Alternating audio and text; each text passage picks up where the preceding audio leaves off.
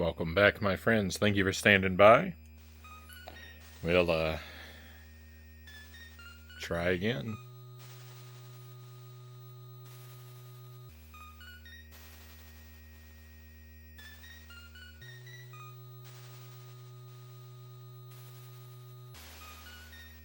Thank you for the palms, cows.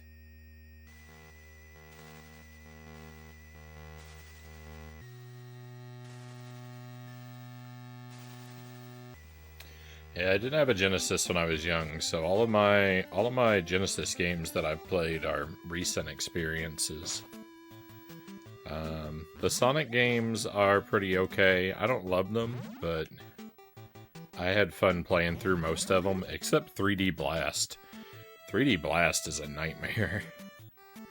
I don't like that game at all. My favorite Genesis games are probably Castlevania Bloodlines, Contra Hardcore, Splatterhouse 2, Alien 3, Rocket Knight Adventures. Those are really good ones. I like all of those games a lot. But there's hundreds and hundreds of Genesis games that I'm sure are great, but I've never played them. I got a lot of catching up to do with the Genesis library.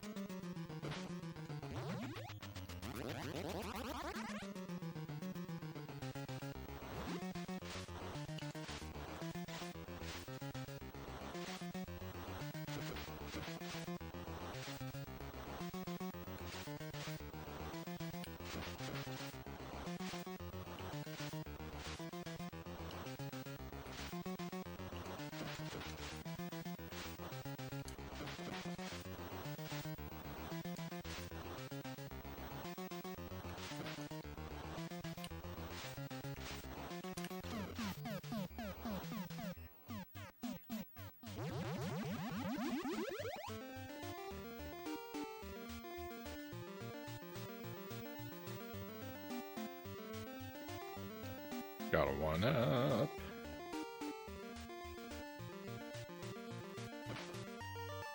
Nope, not that building.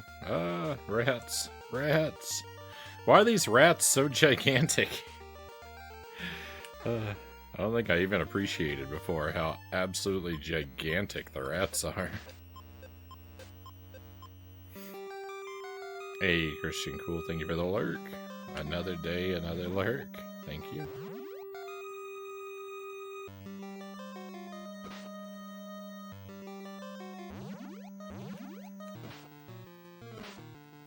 I'm not going to waste my time on that item.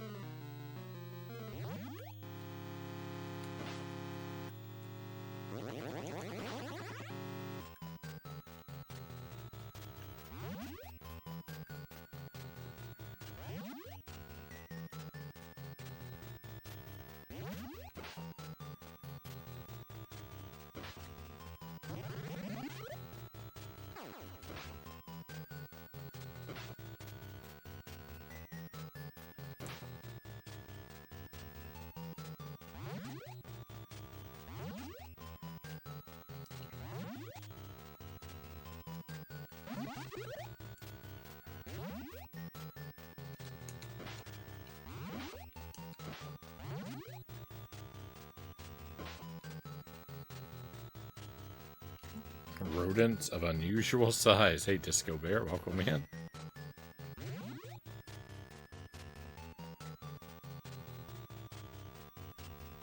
I missed one? Oh, I missed the one I talked about before, hidden in the cobweb.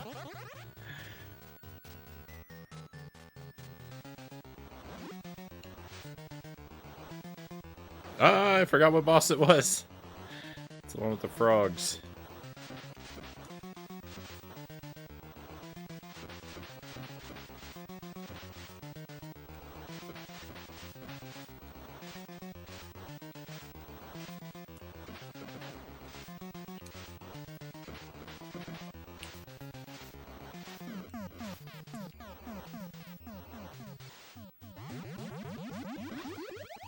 Oh, yeah. Sorry, I read that comment, Derek, so you've just found the crow to be confusing.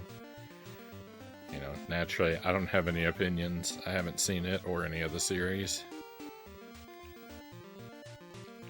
So I don't have any way to weigh in.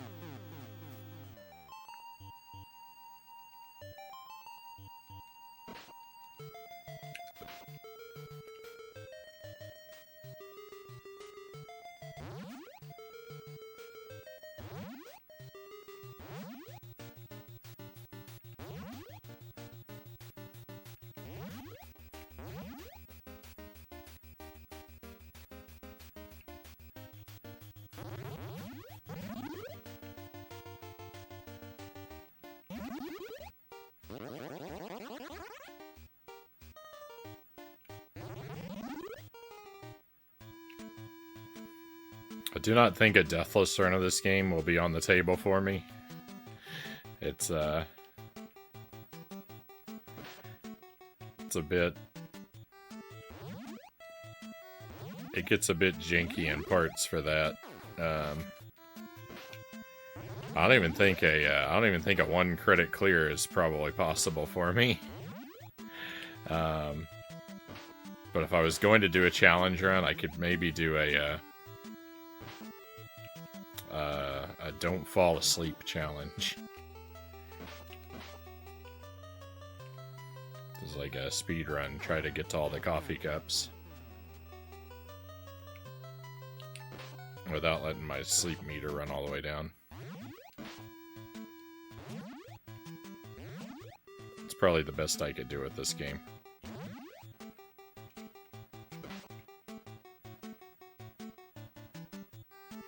And even that might be overestimating my abilities.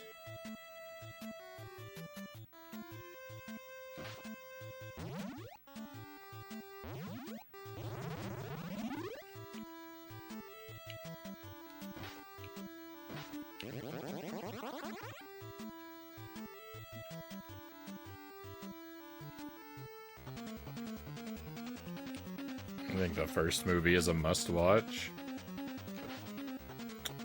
We'll see. No promises.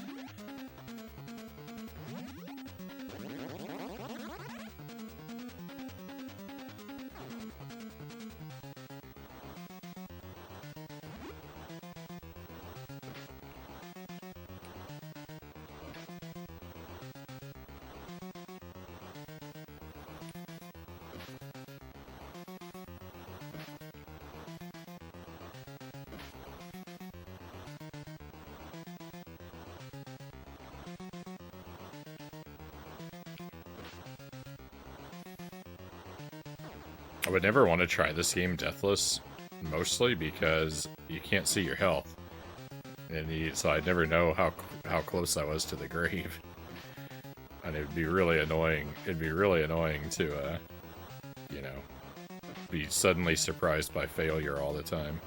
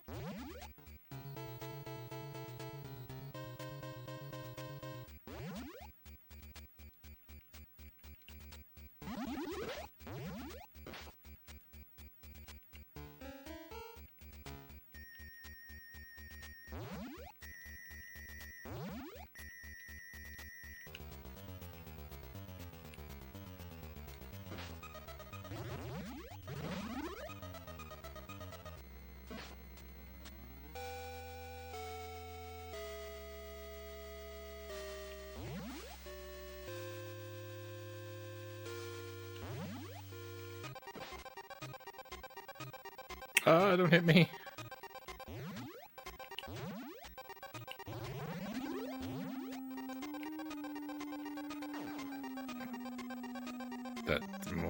That bat.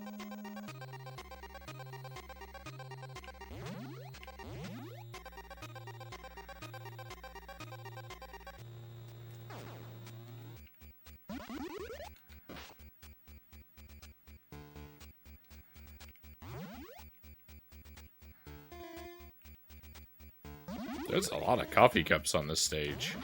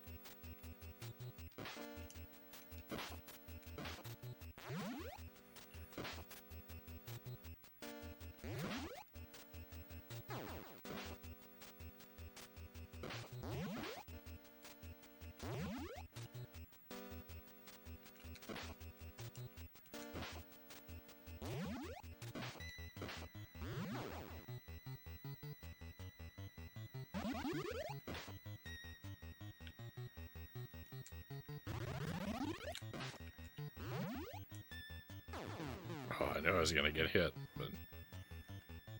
no.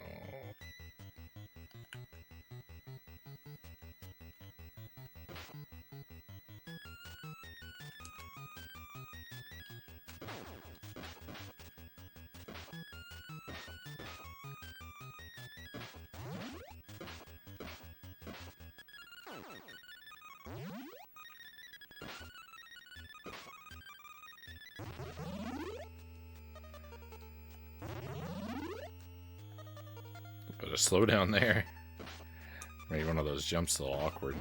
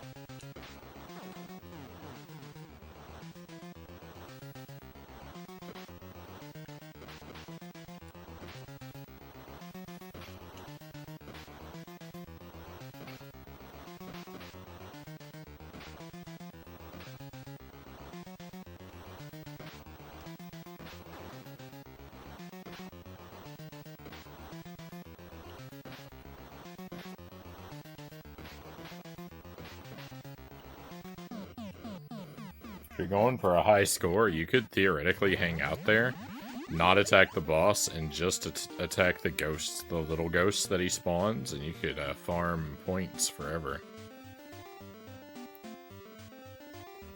I mean, there's lots of places where you could do that, like, because the enemies respawn constantly, but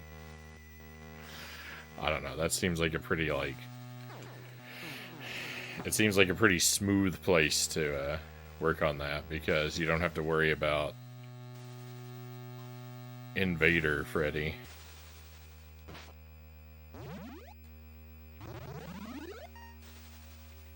Alright, if you're in the middle of the boss fight. If you're in, like, the regular parts of the board, you have to worry about falling asleep and having Invader Freddy show up. Which isn't really that hard to deal with, but...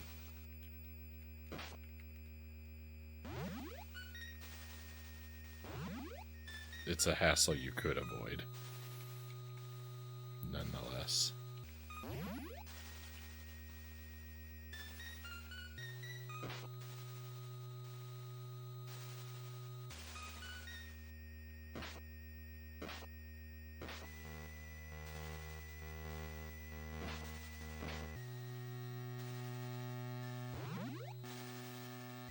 But I went for it and I backed out and I shouldn't have turned around.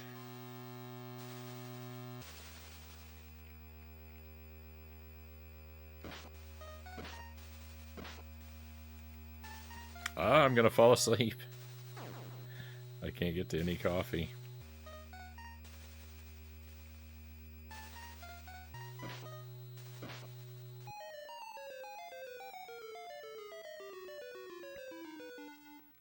Rip the stay awake run.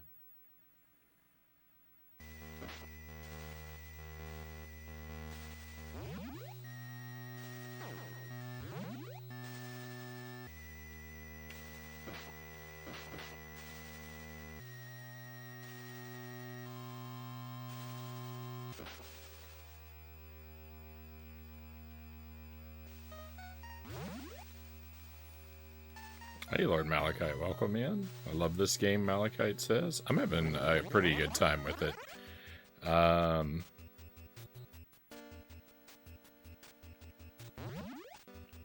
I've made it up to stage 7 a couple times now, and I really hate that stage. I keep getting game over on the same stage, and I'm resentful. The rest of it up until that point is a lot of fun, though.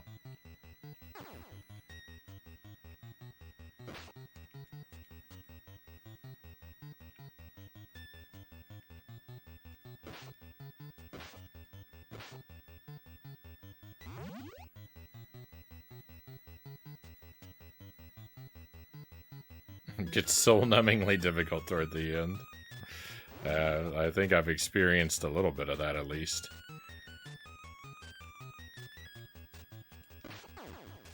It's usual blind playthroughs, so I don't really know. Like, I don't know what I don't know yet, but... yeah, I've seen it get a bit ugly.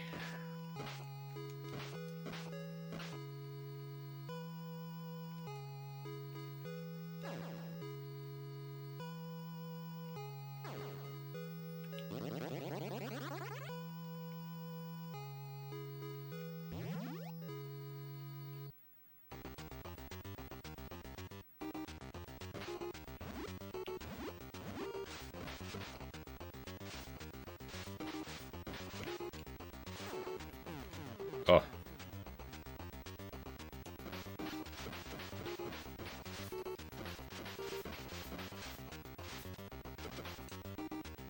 Down a credit.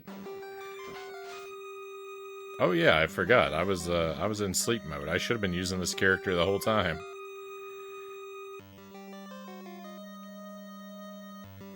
I'm my own worst enemy.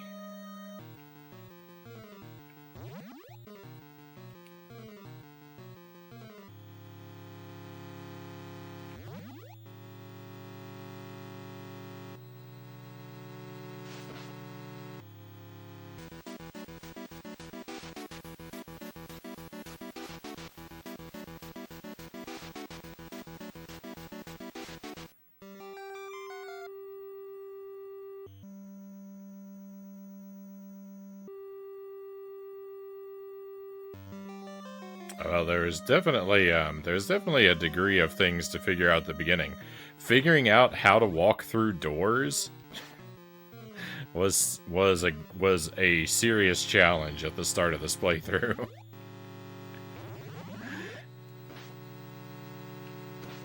The door mechanic is not intuitive.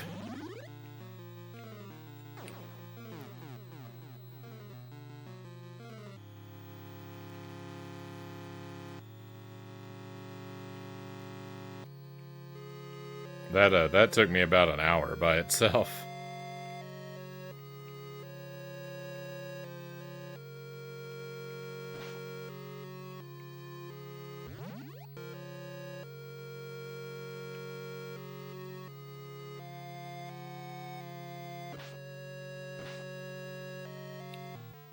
It was adorable, though.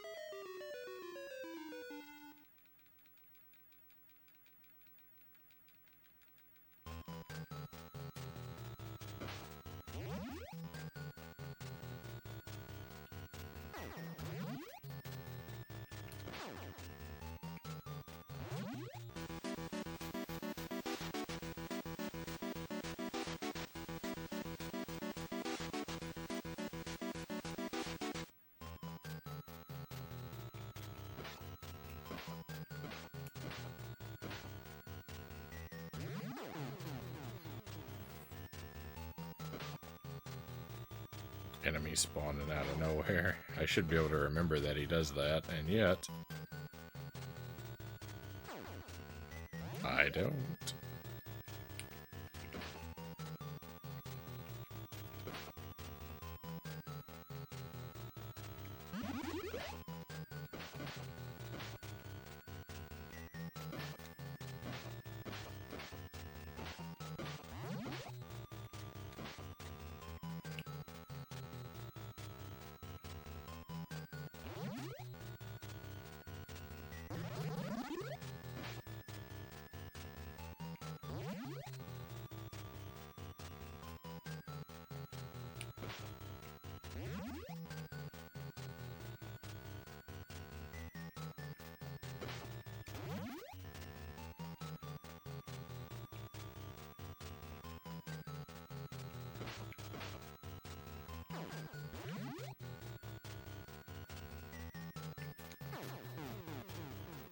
I almost didn't even go over there, so...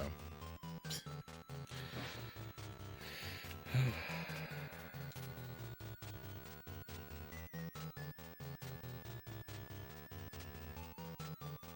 think the last one's the one in the cobweb that I forgot before.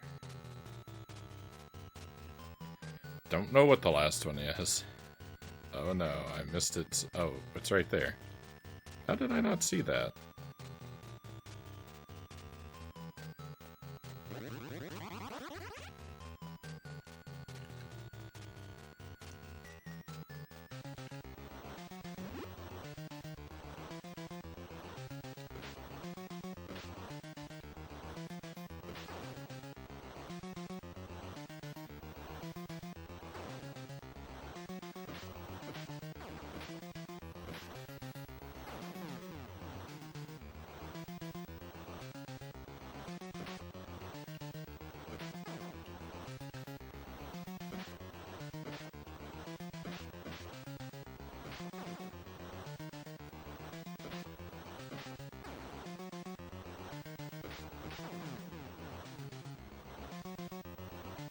About to say, hope I have another continue.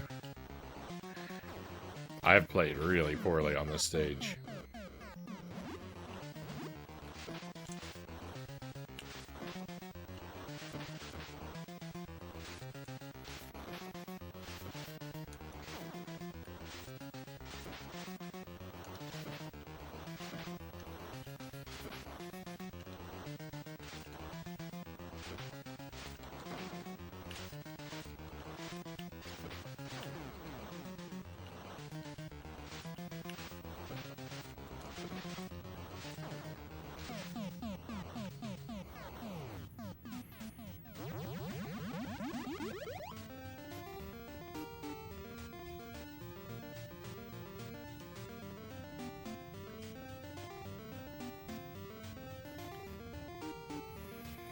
Alright, this is my PB, is this stage here.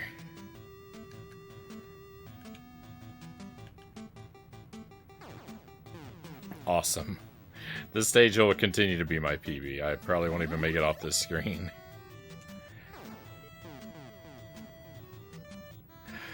It's impossible!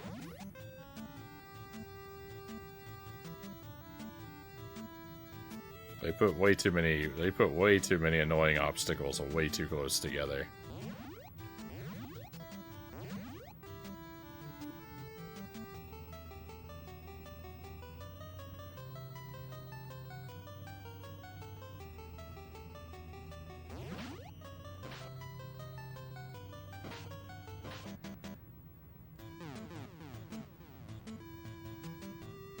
Sorry, that wasn't what was entirely...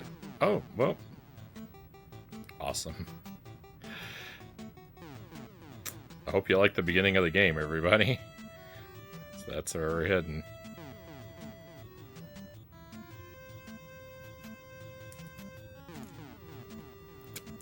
Well, there's nothing I can do different.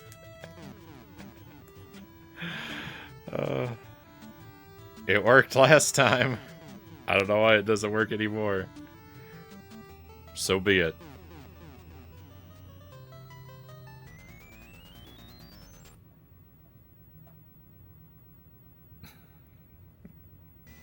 This is worse than Punch-Out. This is worse than Punch-Out.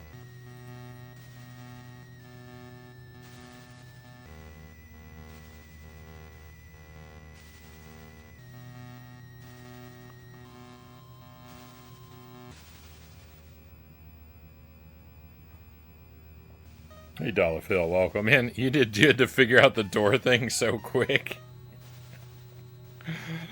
Well, thank you. Watching while I do some painting. Right on. Hope that's going well for you.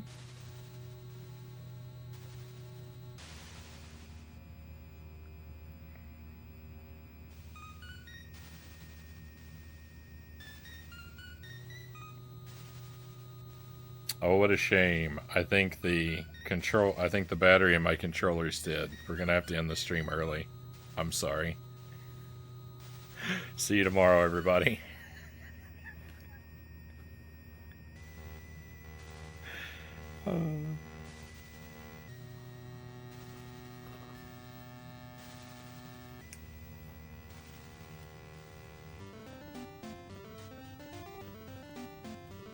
That happened to me last night, for those of you who don't get the joke.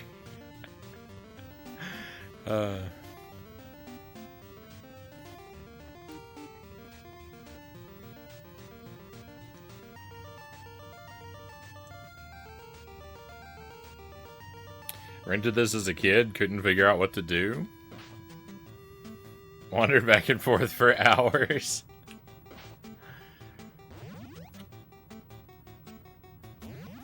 I just kind of got lucky to piece it together. Just, you know, a whole lot of mashing all the buttons hopelessly. Until something kind of accidentally worked.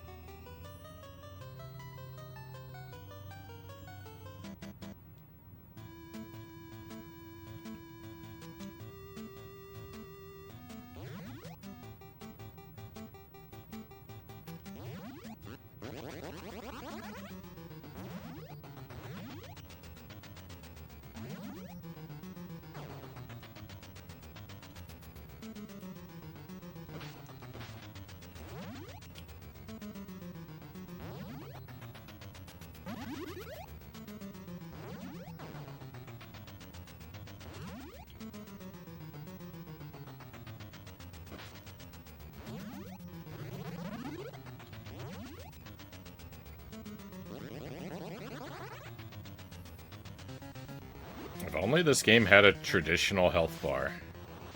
That's the one thing that I mean, two things I don't like about this game. Alright, three things I don't like about this game. The enemy respawn is out of control. Some of the jumps are disgustingly annoying. And three, I really wish I had a traditional health bar. Or any health bar.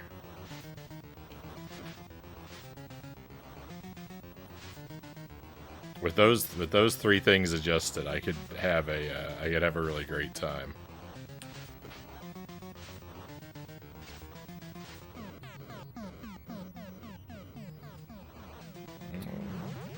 Thank you for the vote of confidence, Malachite. Hopefully you're right. Hopefully we will actually eventually make progress.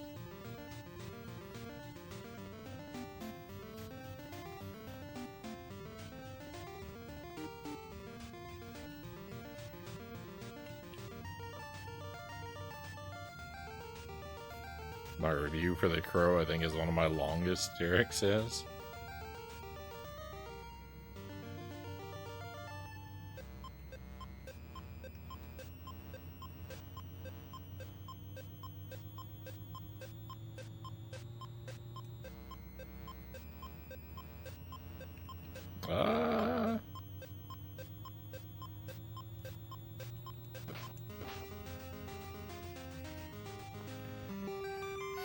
I love that the keys in this game look like actual keys.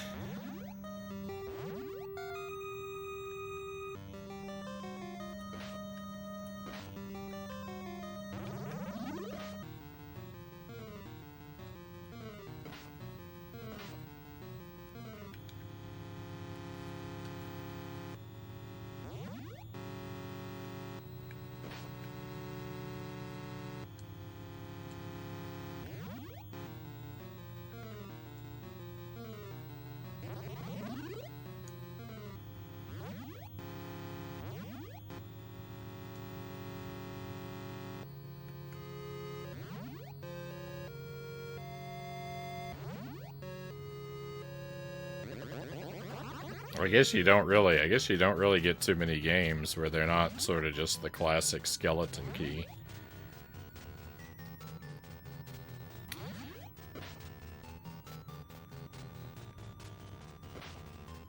I am pretty attached to that classic skeleton key, though.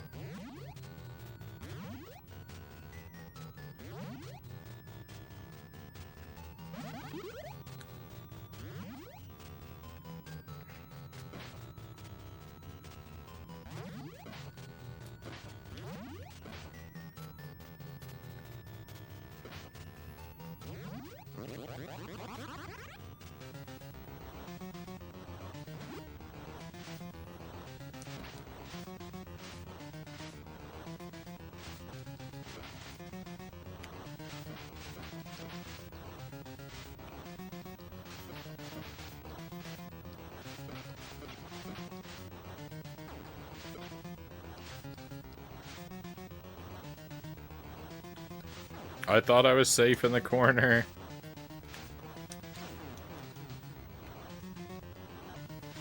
Now there's too many frogs.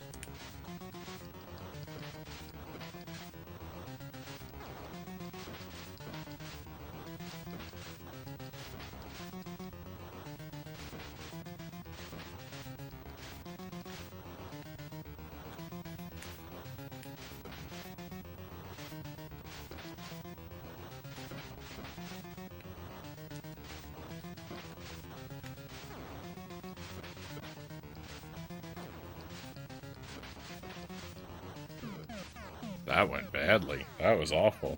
Thank you for the wheel, Derek. We'll do that in just a moment. Let me get to the next house first.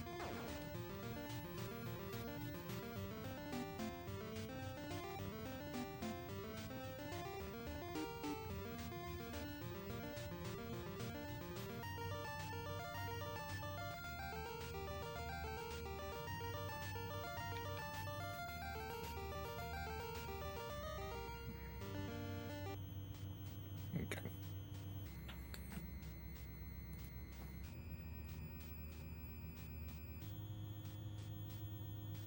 Hey, ghouls, welcome in. The wheel is literally in the next house.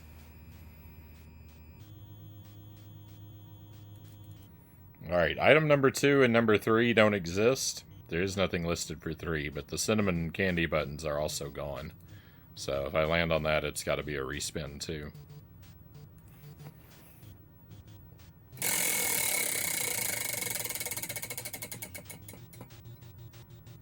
Number 7, Warheads candy. I've been landing on that a lot lately. Let's grab one at random. It is blue raspberry. Delightful.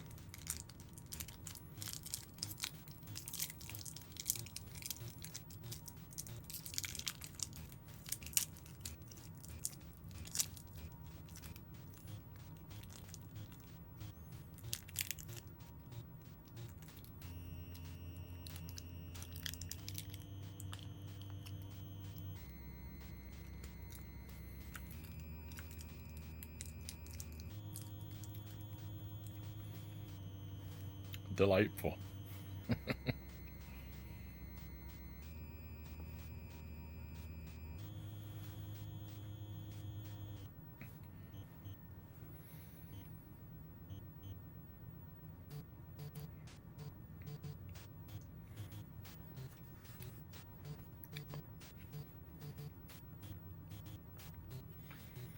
Oh.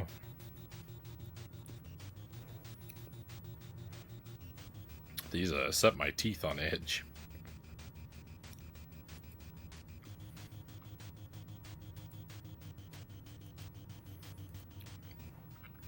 Makes me hungry, Cool says.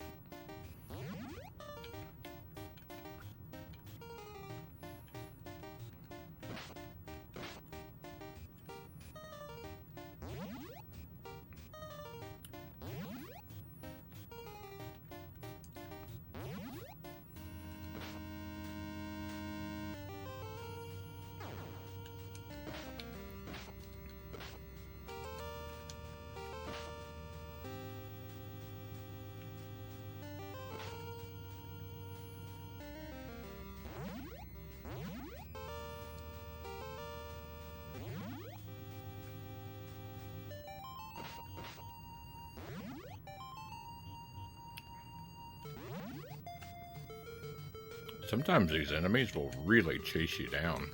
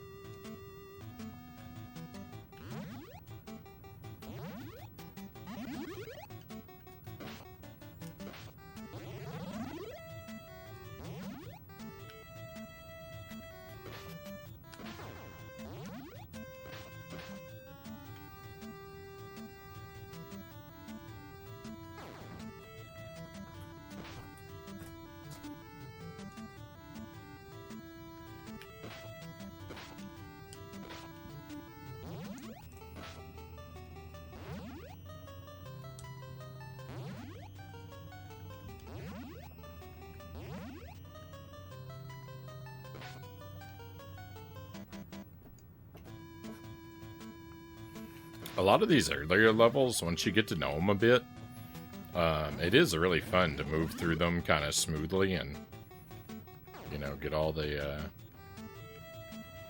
stuff. The gameplay is satisfyingly fluid in a lot of the game.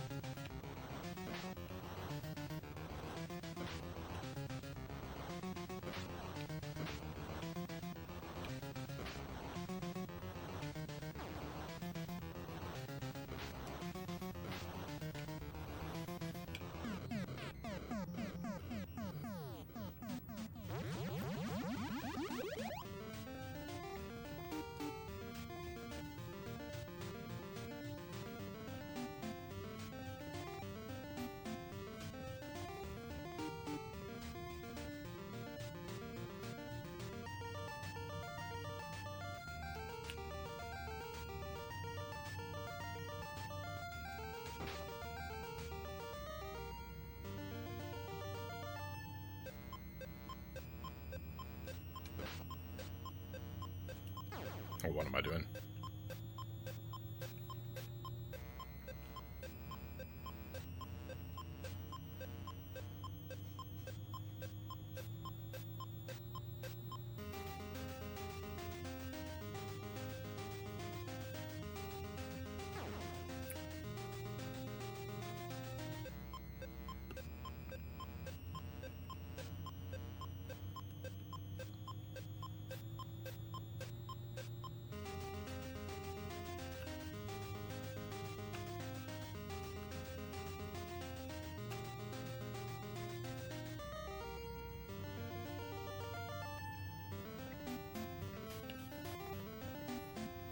This game looks kind of good. It is pretty good for the most part.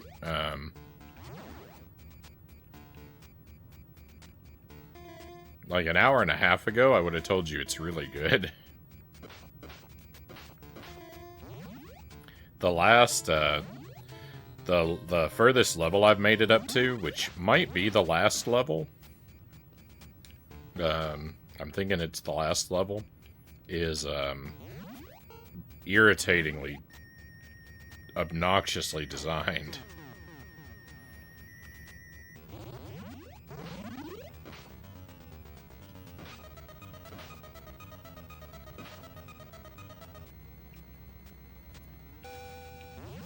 I've been through these early stages now 4 or 5 times because that last level gets so janky that I just bleed my lives away in milliseconds.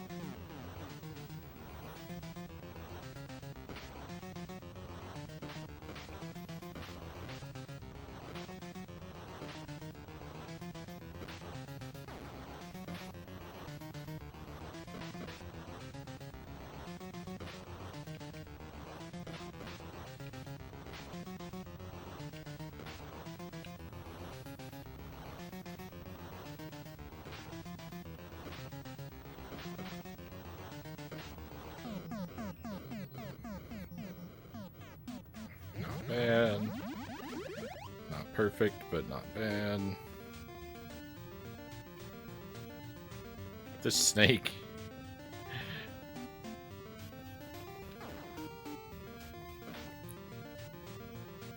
The snake is running so fast that I can't catch up to it, but slow enough that it's slowing me down.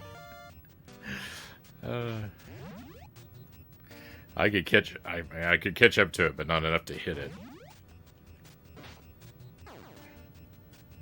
I could catch up enough to it enough to run into it and damage myself.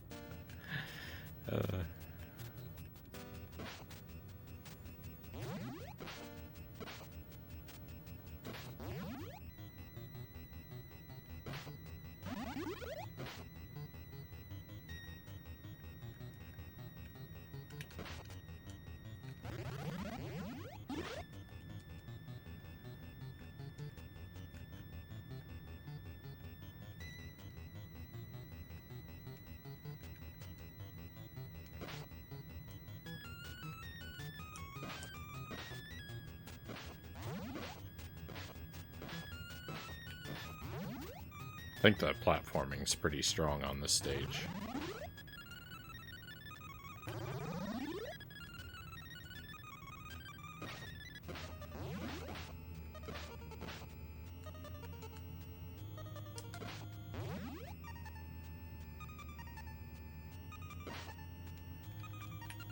No.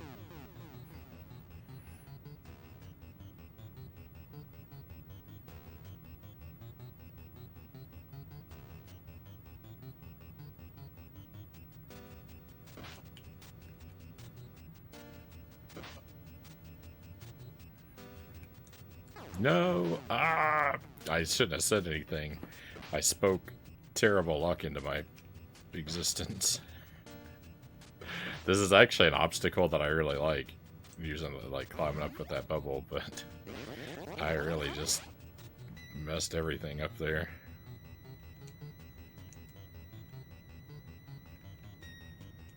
I usually don't do so badly at that.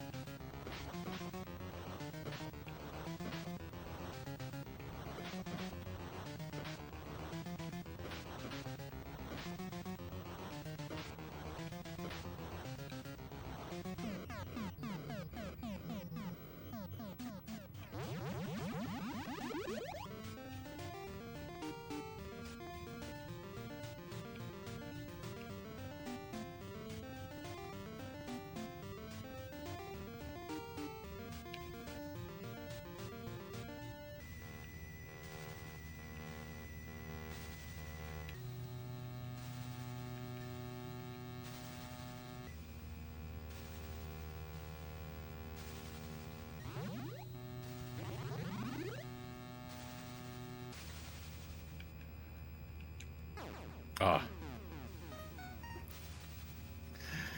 Oh, the knockback.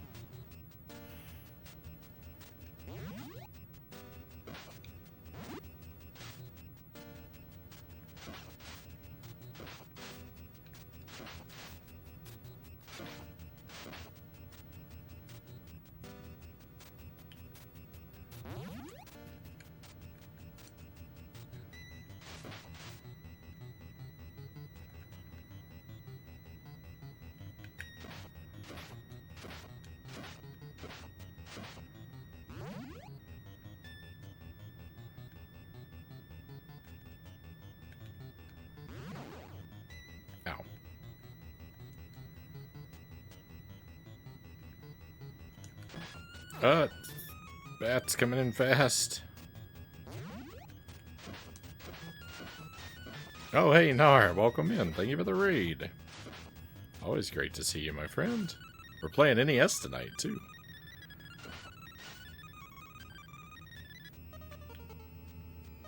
When I think of NES, I can't help but think of you, my friend. How did, are you playing Blue Marlin tonight?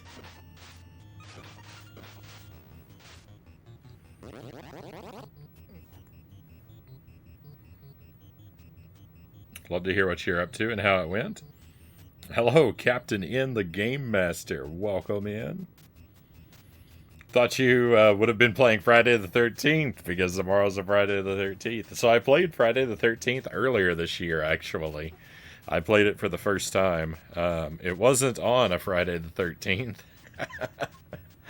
But I actually already played that one this year. So I thought it would be funny to play this on Friday the 13th, since Nightmare on Elm Street and Friday the 13th. Since Freddy and Jason are kind of rivals, thought it'd be funny to play the opposite game.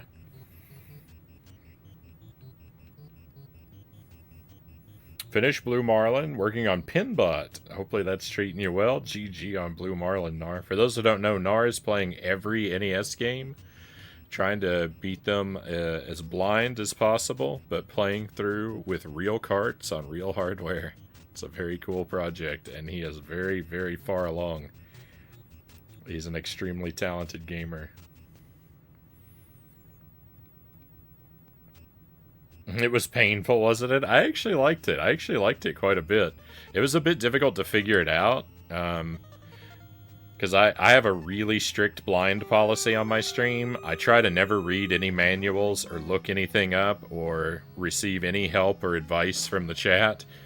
I don't have a perfect track record, but I try very hard to stick to those strict rules, so it can take me a long time to figure out how to play a game, and that one was pretty confusing. But after I started figuring out what to do, it wasn't super terrible. It's actually a pretty interesting game. But it's definitely rough around the edges and pretty tough. I think this is a much better game. I think Freddy got the much better game, though this one has its problems too.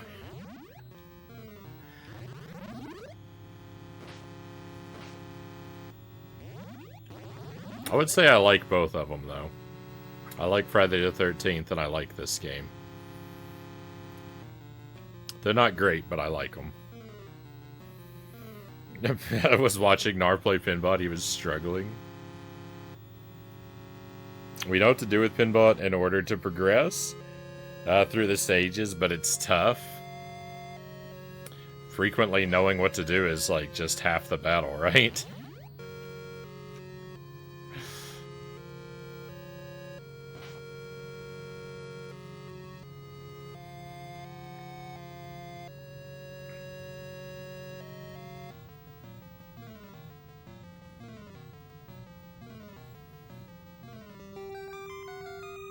It seemed like Friday the 13th is definitely more in the horror category. Oh yeah. This isn't really a scary game in any way. It's very cartoonishly scary. Like it's a spooky game. It's cartoon horror. Friday the 13th is legitimately scary. Friday the 13th is legitimately horror. You're so helpless and vulnerable in that game.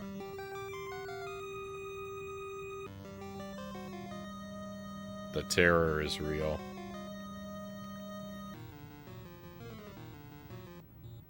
I consider them torture, Captain N says. I think I would consider this rather than playing Back to the Future on NES. Yeah, Back to the Future I've never played. Friday the 13th felt more like the movies. Fair enough.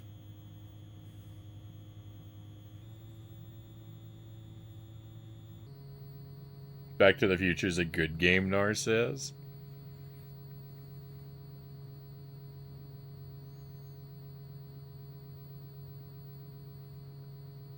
Gonna pick out some Halloweeny games for next month. Oh, nice.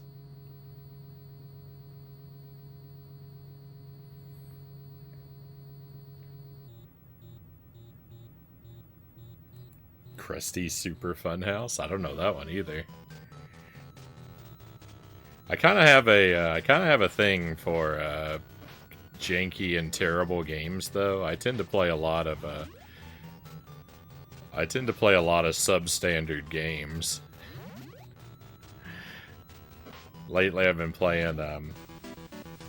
I've been slowly working my way through a lot of Addams Family games over the past couple months. We just finished Addams Family Values like last week. That game was a disaster. That game was almost good until it really, really wasn't.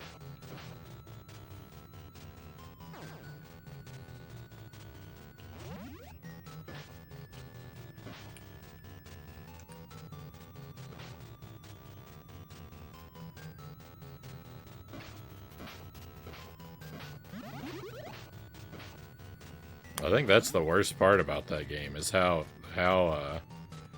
it went from being like a game I thought like could be an amazing like hidden gem on the Super Nintendo to one of the most frustrating experiences I've ever had.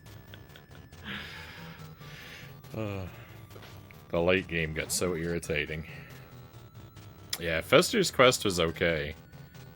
Not great. Fester's Quest starts off real clunky. And I really wish it had a checkpoint at the final stage.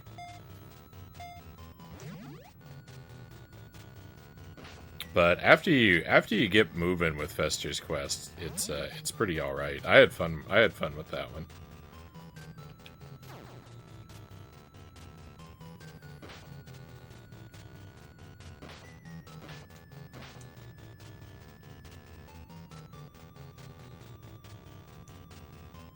It's an okay game.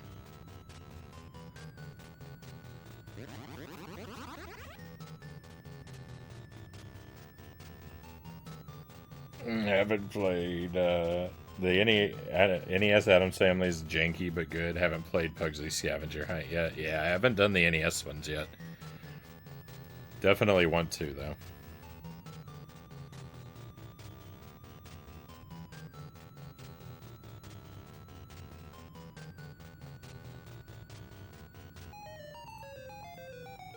I should have paused. I was letting my thing run down.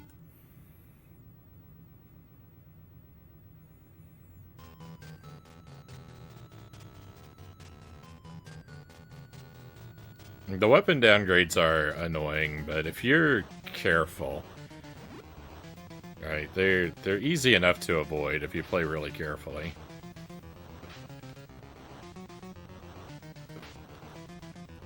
Usually.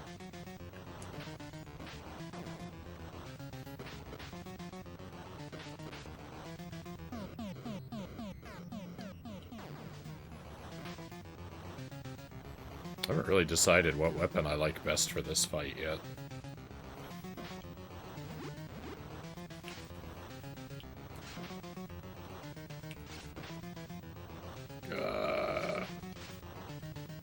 Probably this.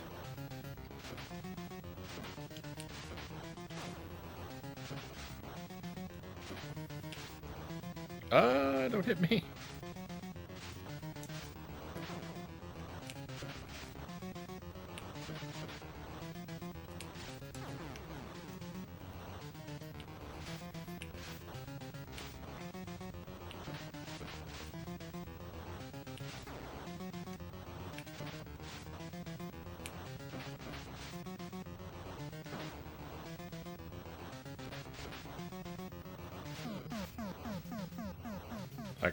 That corner strategy might actually be the way to do that.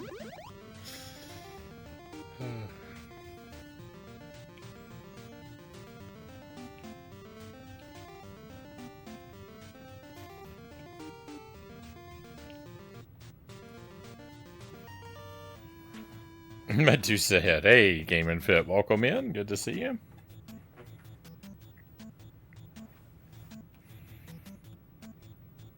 Yeah, making your way back to the spaceship all the way from death is horrible. It's horrible. And I had a bad time on the first night with that game because I couldn't figure out how to fight the final boss.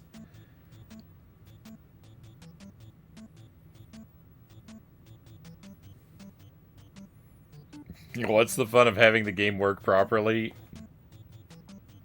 and letting the player feel like they're in control all the time? I need the uneasiness of will my button work?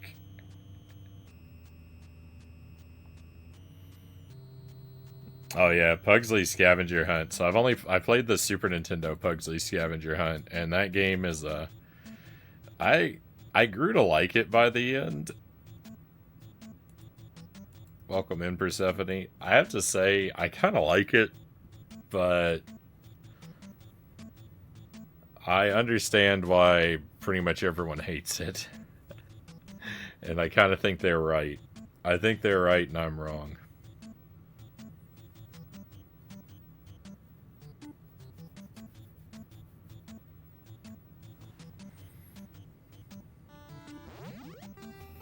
So this stage here is my PB.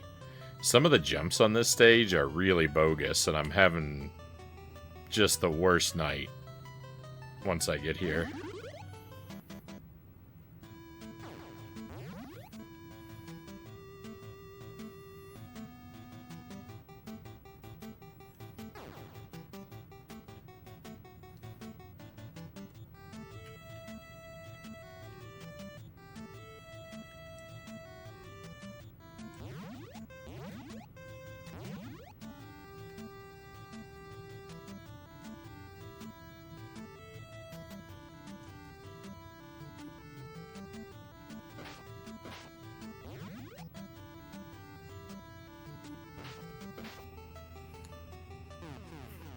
This jump here in particular, I'm having a lot of trouble with. Oh.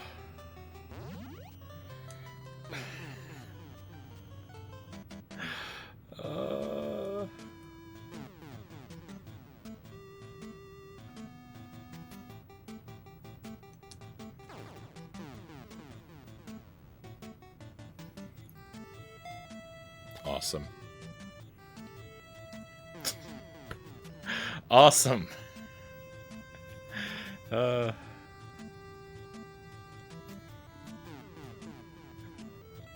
Hey, Scone, good to see you. Thank you for joining us. Oh my goodness. I just bled away so many lives.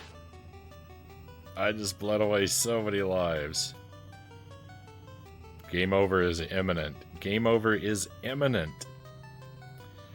Oh, I can't take it.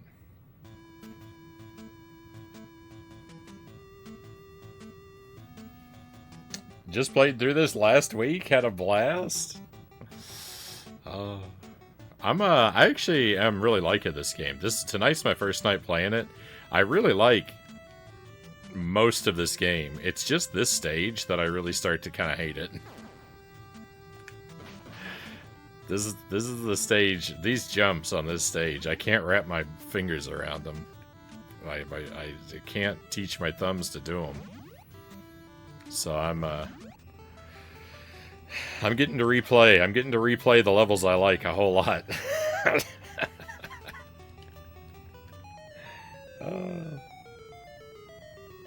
There's undeserved hate, but this part is hard.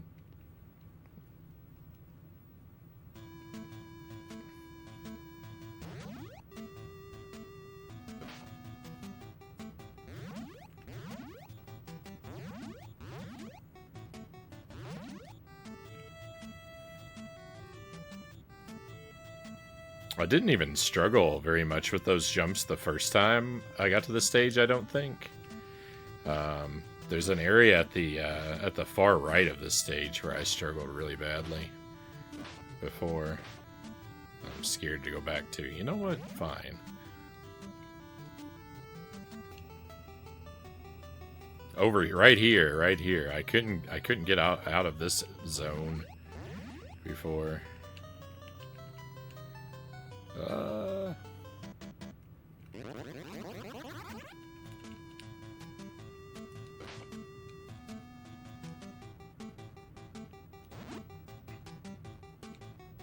There we go. Oh, thank goodness. Forget to use my secondary characters and...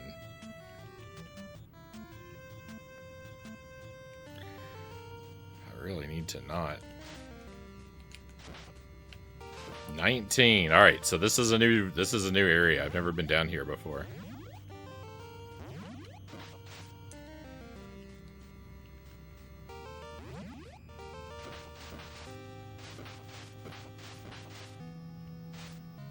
I think the junkyard section was hard. I did pretty all right with the junkyard. I didn't first try it. There's a couple parts with those tires when the bats come in. It's easy to get stuck on the tires in the junkyard. That part of that stage can get real tough.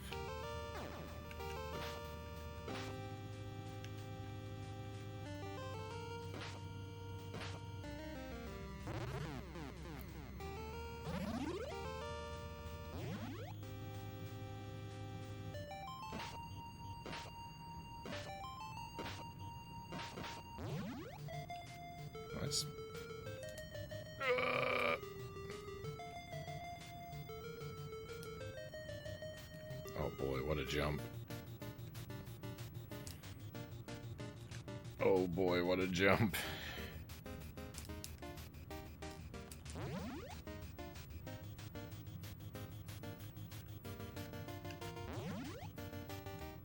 Thread the needle. Skeletons don't know how to die.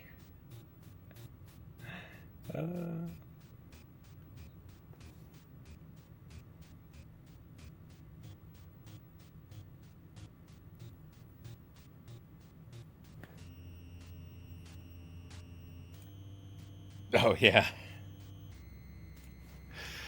I got a very strict view of spoilers and backseating on the stream, and I hate to be unfriendly, but a big part of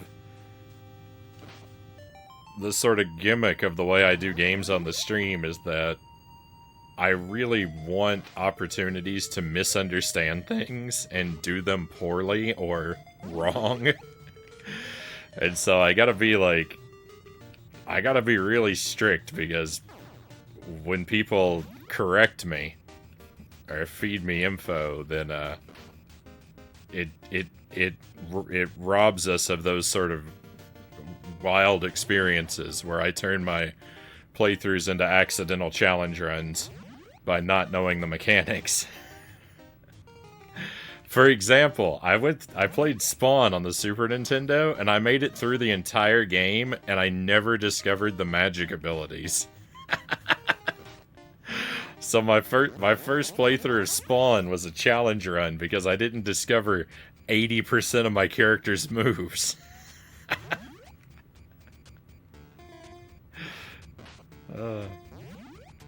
So it was great, but I have to kind of work hard to let those experiences happen. Absolutely respectable. It'd be wild if you played this without the Dream Warriors. Yeah, see, that's the kind of thing, is like, I found those, but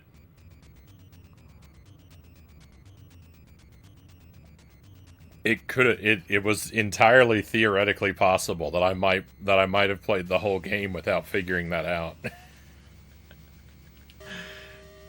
Unfortunately, I did.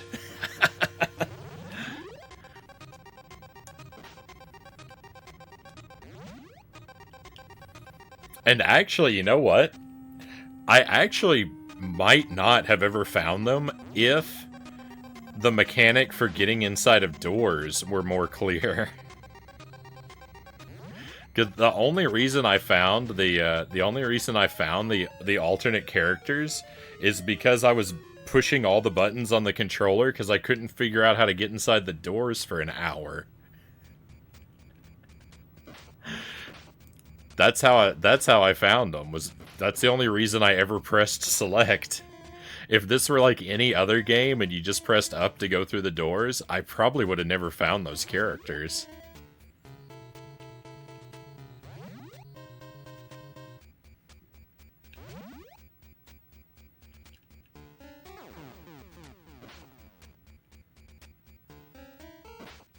Oh.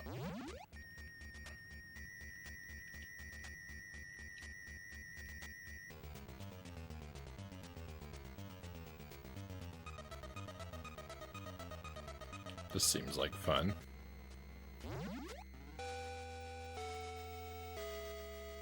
I like that. Ah.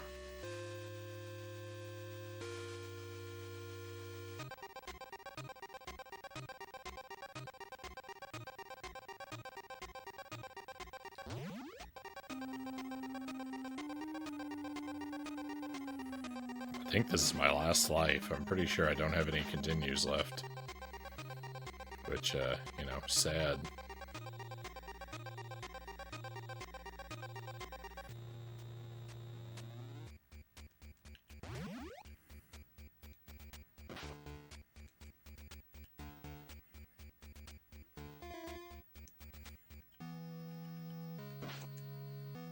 No!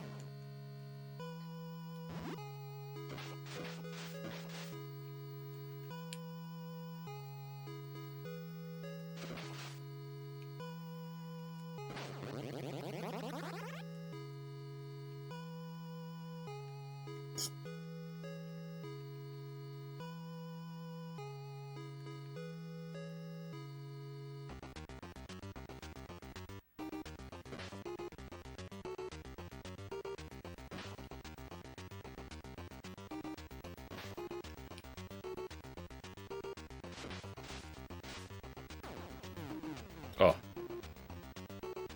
Oh, we had another continue. Let's go.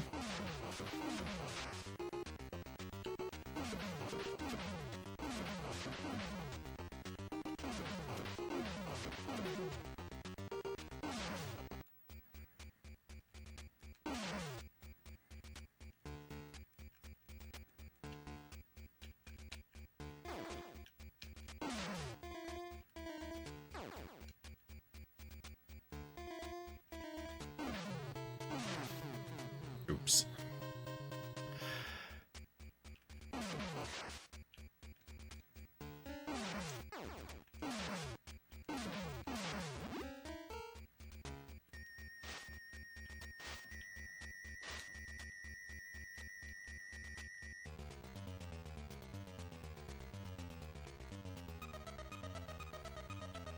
I guess I'm supposed to try and go all the way back. I got the last bone, and it didn't do anything for me, so.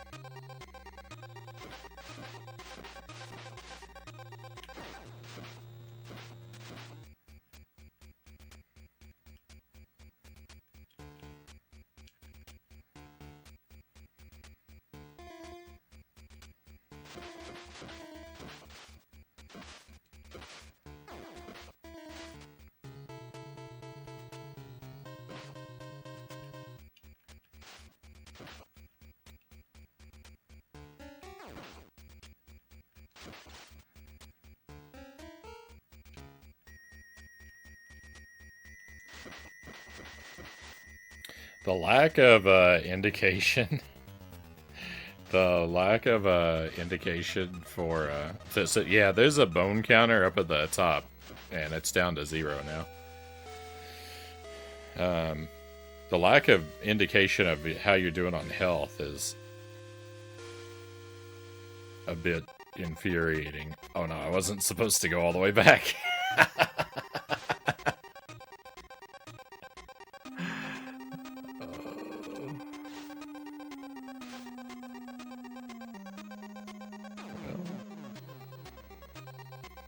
Awesome.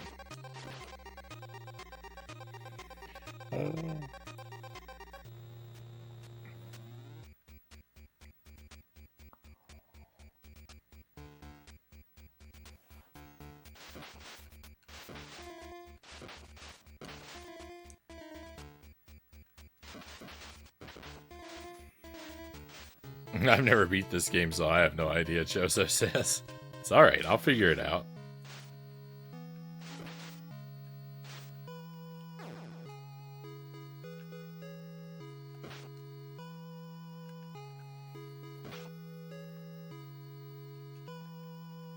I probably won't figure it out on this life because I'm too near death. I mean, on this run, because I think I'm gonna lose all my lives and game over. But you know, we'll figure it out eventually.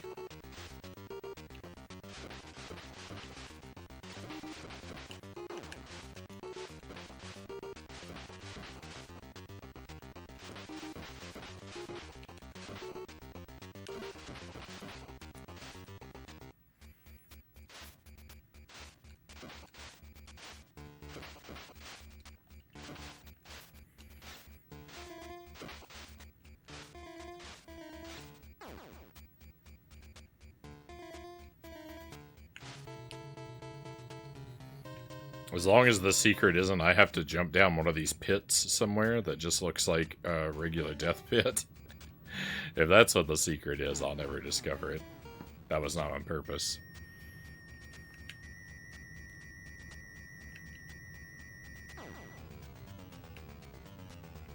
They did look at like a space that was suspicious.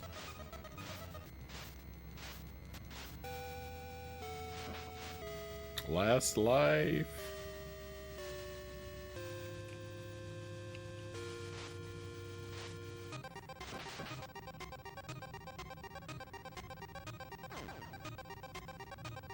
Well, we're not gonna get it in 4 hours.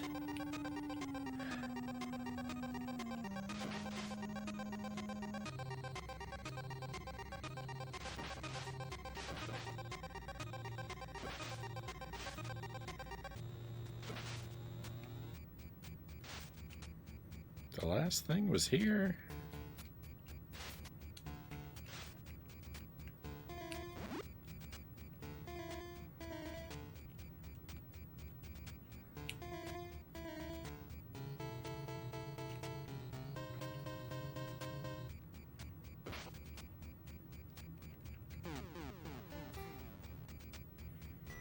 What a way to throw your last life away, right?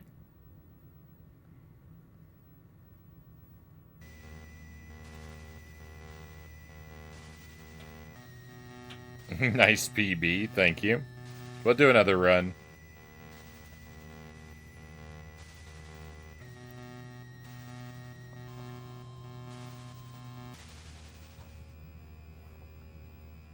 Do you have any big horror game plans for October? Not really, Malachite. I don't know what we're doing in October. There might not even be very many streams.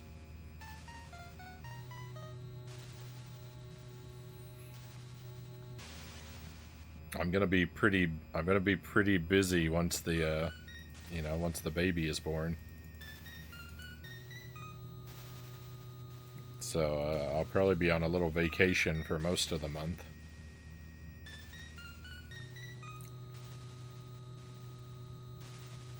Decided to play a game today, Game and Fit says. Pod racing on the N64. Basically beat the whole game in one sitting. GG.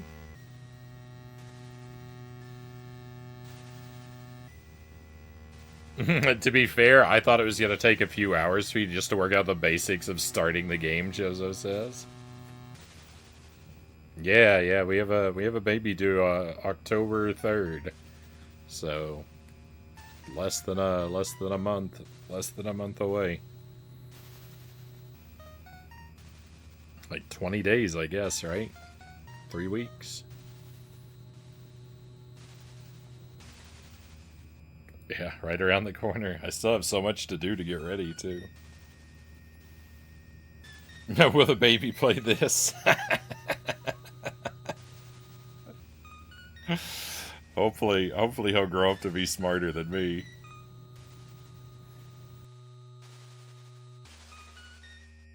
Hopefully he'll make better video gaming decisions.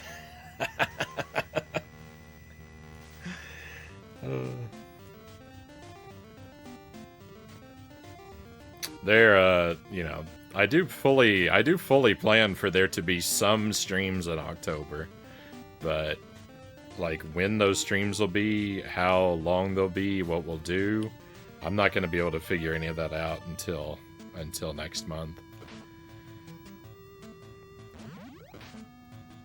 So no, I don't really have any plans. It's all very nebulous.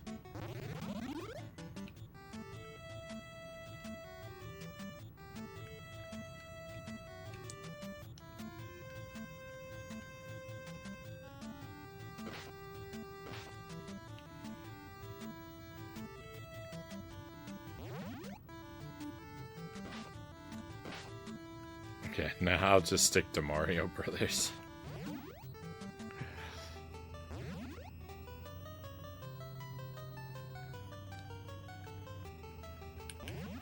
There's definitely a lot of spooky type games that I would like to play.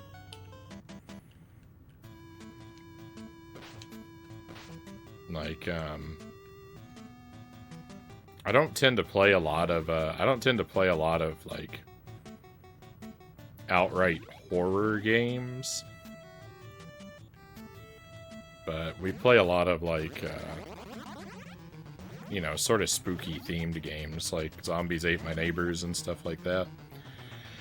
But something that I've been wanting to play that's kind of spooky themed is Maximo. So, like, that's maybe a possibility. I've never played through any of those.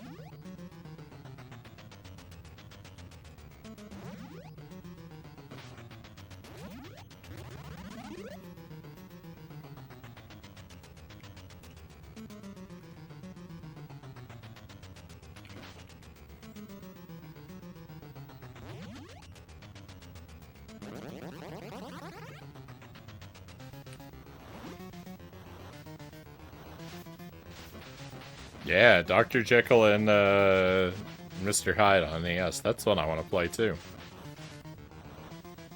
Yeah, I have that game.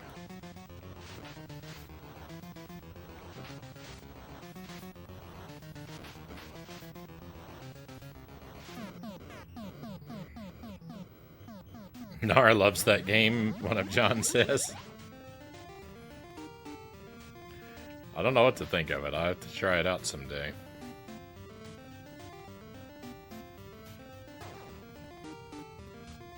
Rip the damageless run.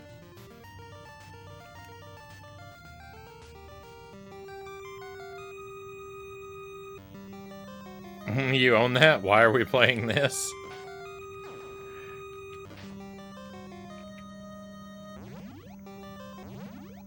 Can't do everything at once.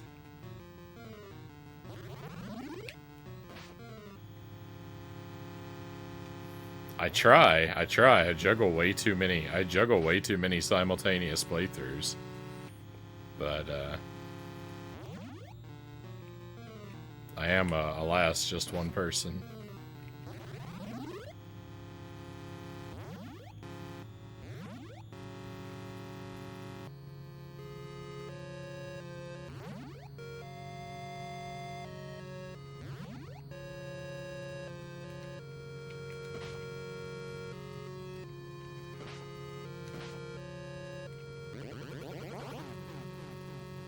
Rip.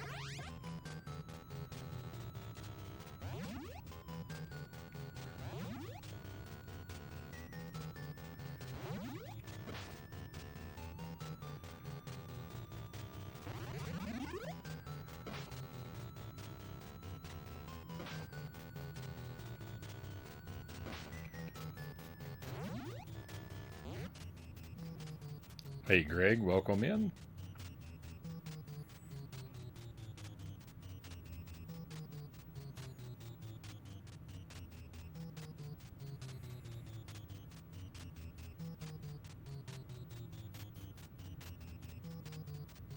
My dad had his 5-year-old kid play Super Mario World on SNES. The kid said, "I can't do it. You do it." I mean, Mario games have some pretty tough parts. They're not all super easy. Talk about a horror game. It's horrible to watch and play. Jekyll and Hyde. I mean, I think Jump King fits into that category. Horrible to watch and play. That doesn't stop me.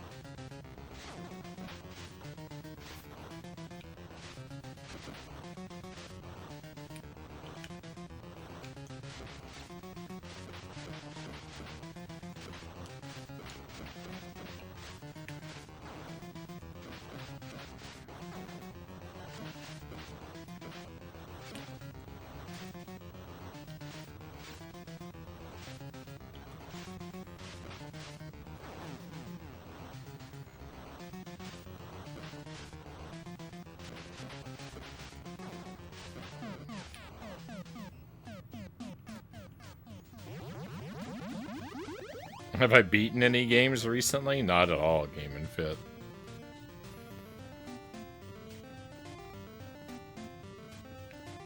Still working on Jump King, Punch Out, Pizza Tower, Dark Souls 2.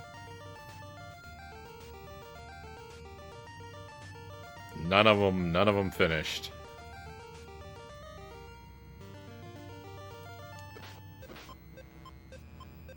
All still on the table.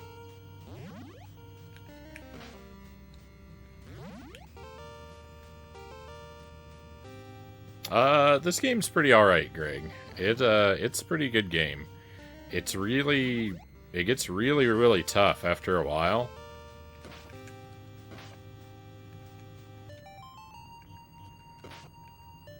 The first 6 levels are a lot of fun. And then it gets really, really hard. Kind of annoyingly so.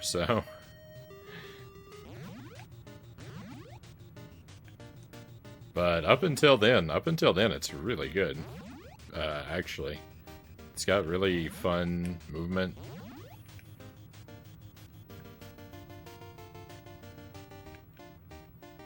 It's not the most brilliantly designed levels, but there are some clever parts to some of them.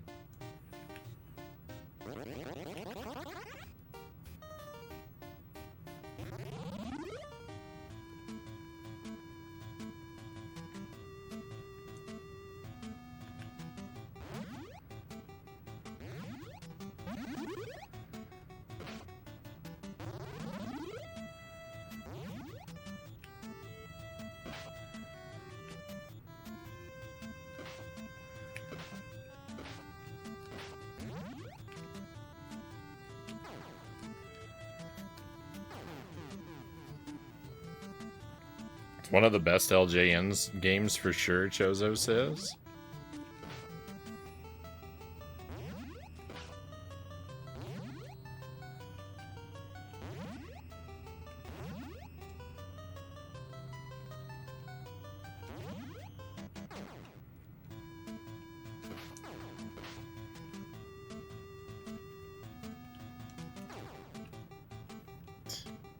This fast bat is ruining my life.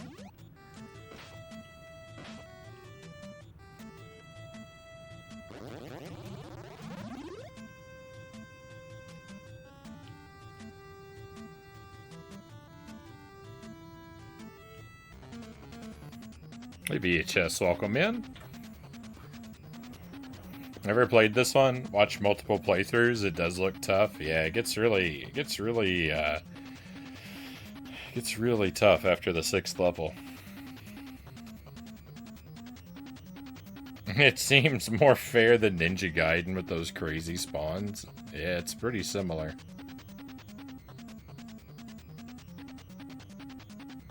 I wouldn't call it more fair. I'd call it about the same.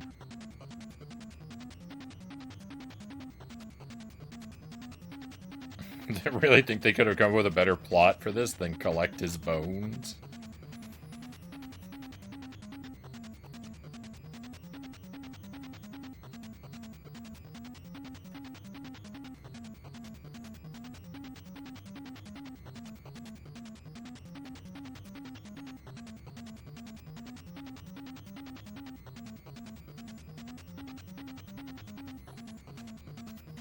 Yeah, I've never played the Karate Kid on NES.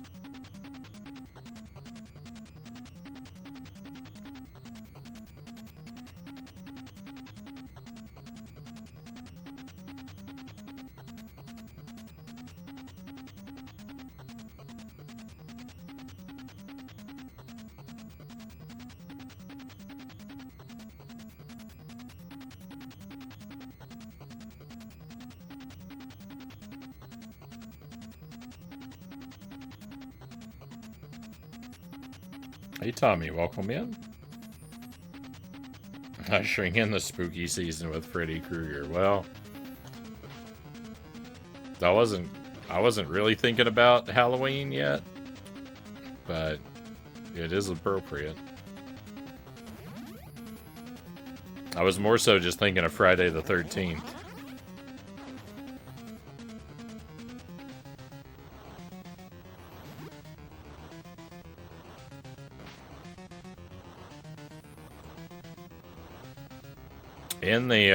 In Nightmare 3, they fight Freddy's skeleton.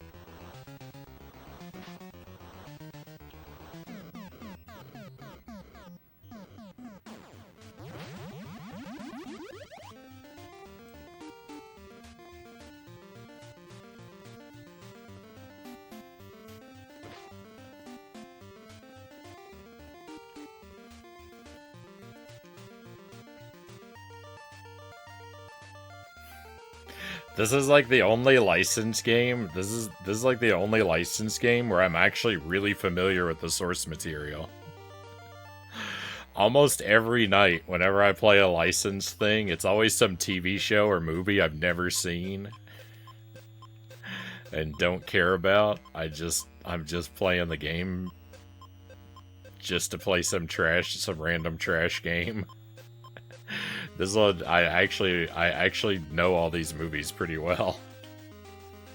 Not that it helps me in any way. It's just an observation.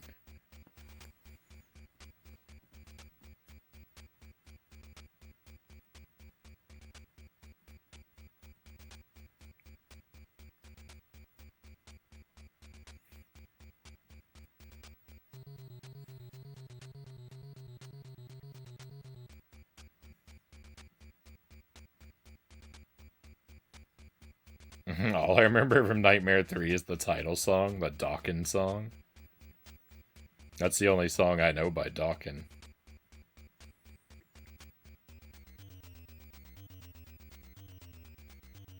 1 and 3 are both masterpieces, VHS says. Big 80s rock fan, Greg says. Like 2 a lot, even though it's different. I enjoy 5 quite a bit. If I were to choose just one to watch, it'd be the first one. You've never seen Austin Powers? Yeah, I've seen Austin Powers. I just don't remember them very well. But, you know, like... we played all those Lizzie McGuire games. Never seen an episode of that. We played all those Powerpuff Girls games. Don't know the source material for that.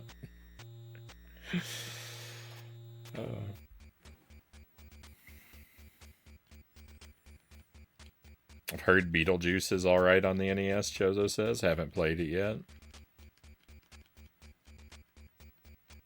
Yeah, you could admit you watched Lizzie McGuire. We won't judge you. I mean, I'd let you know if I had.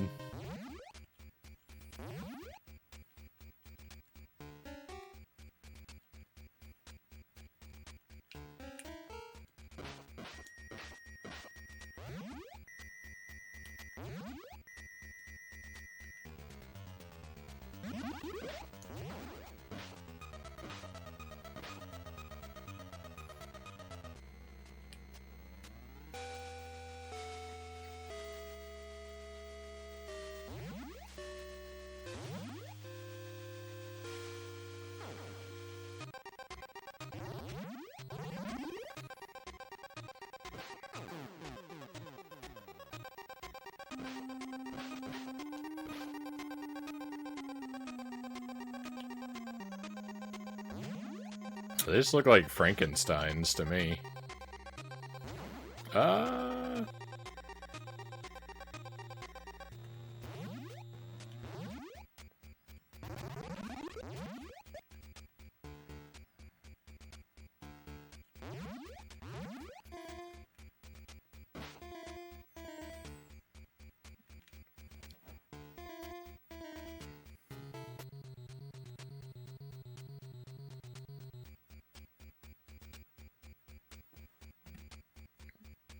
Just trying to make sure I keep up. Captain N says, saw the new Beetlejuice movie. Wasn't bad. Never topped the original. Wish they'd make a live-action movie based on the cartoon, because I loved the cartoon as a kid.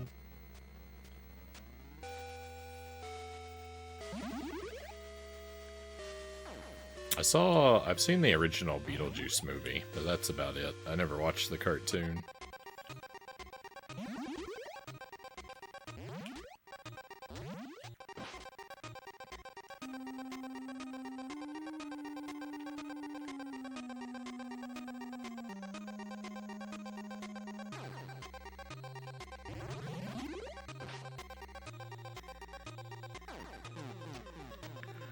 Ooh, I'm doing bad. I said a moment ago that this stage wasn't so difficult. Now I'm doing real bad on it.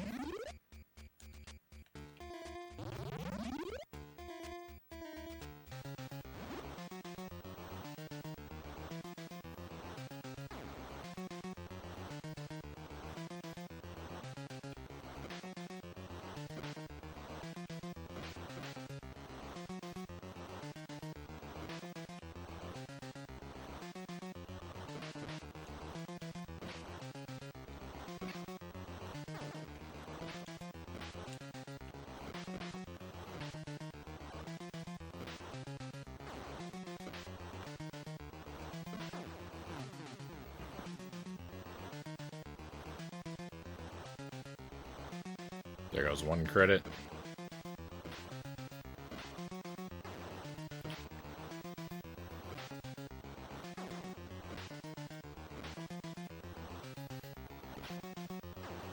So why am I doing so bad?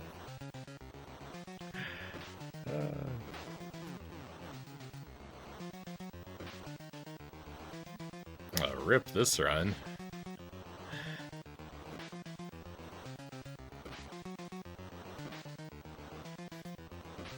Losing a lot of lives I can't really afford to lose. I need to save these for later in the game.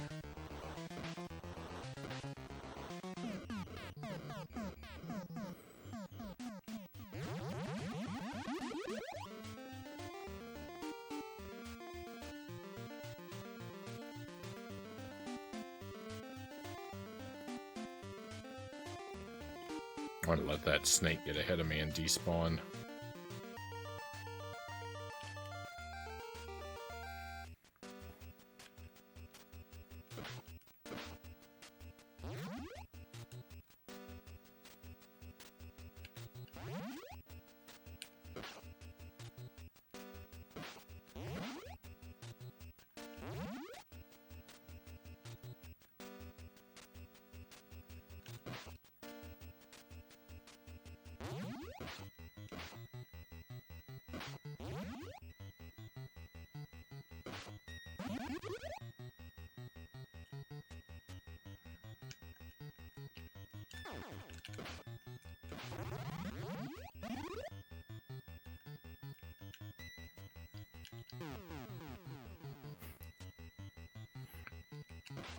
That was dumb to try and time that like that.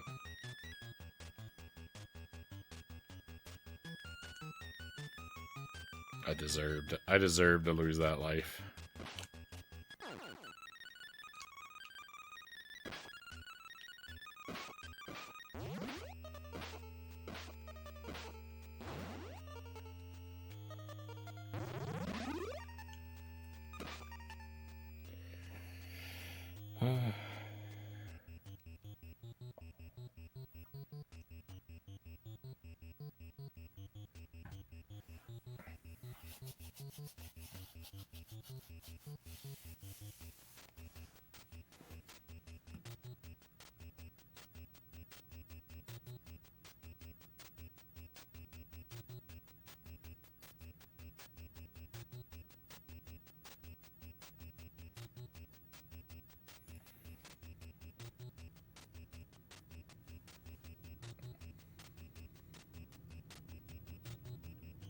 How old is Robert Englund now? I mean, the remake bombed without him. I wasn't even aware he was still alive. I would have guessed. I would have guessed he passed away.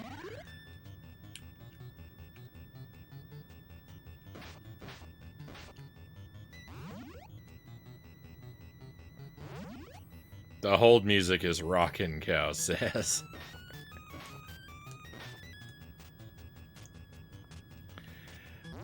I don't disagree with you, Cows, but I still wouldn't want to wait for them to, I still wouldn't want to wait for them to, take my call.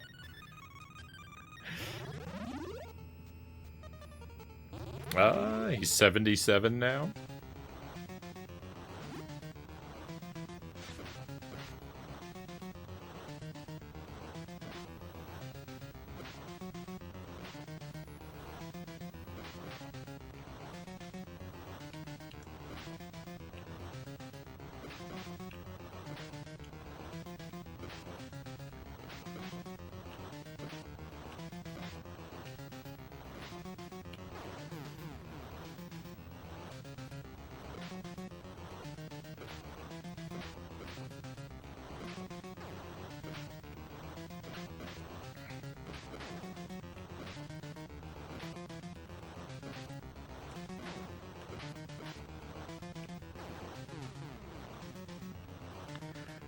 There's another easy boss I'm doing terrible at.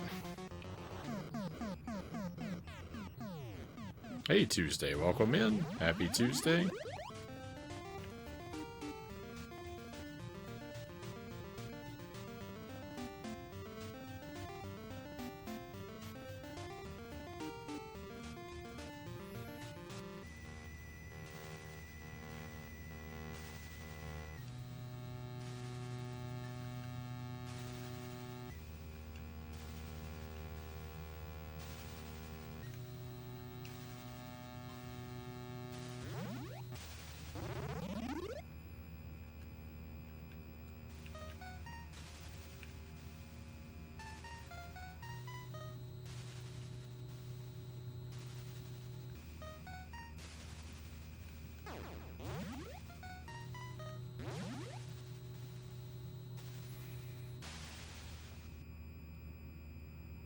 What if the real nightmare is the elms we met along the way?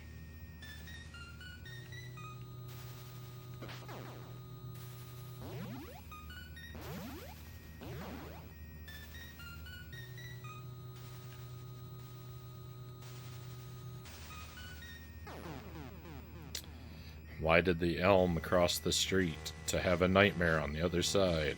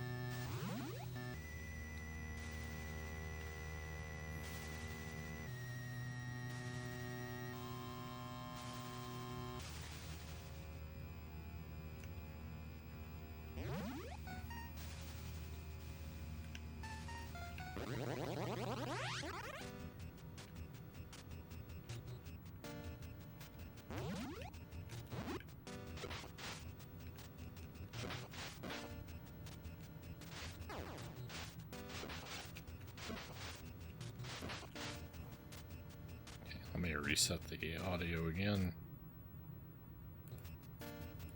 There we go.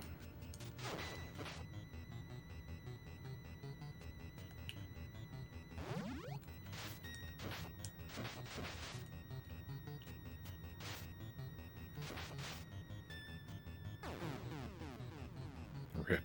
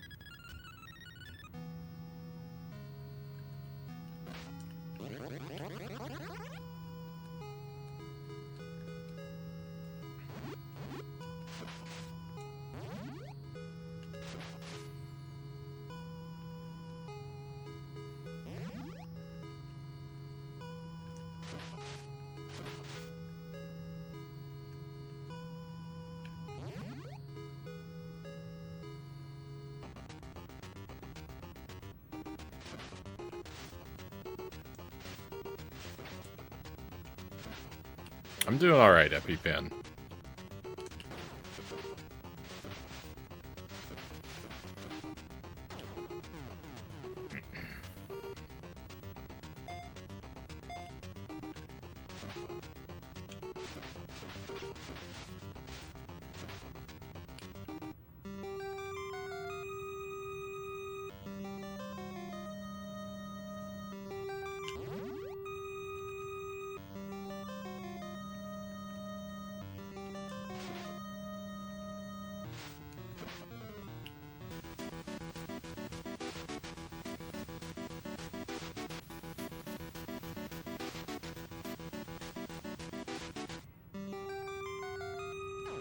Ah.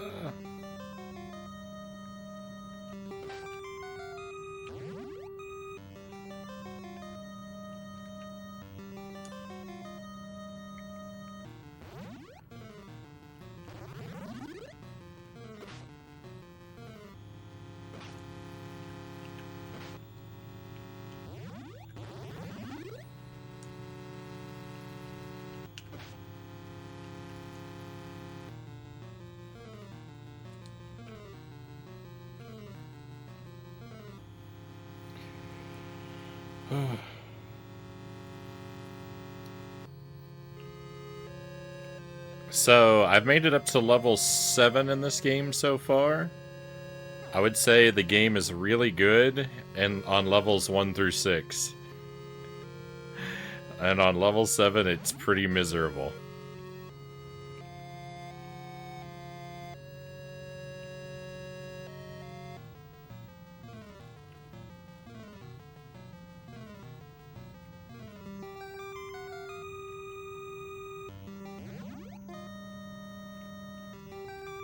I will probably really like this game once I beat it. Once I beat it, I'll probably have a lot of good stuff to say about it.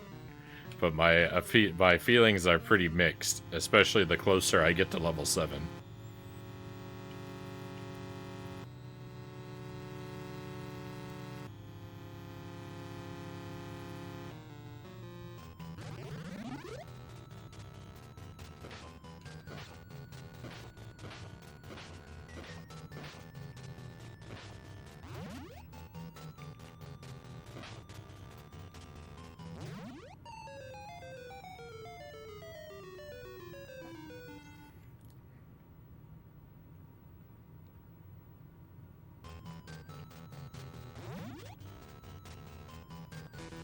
I will point out that a question like, hey, did you figure out X, is a stunningly dangerous question to come into this chat with, though.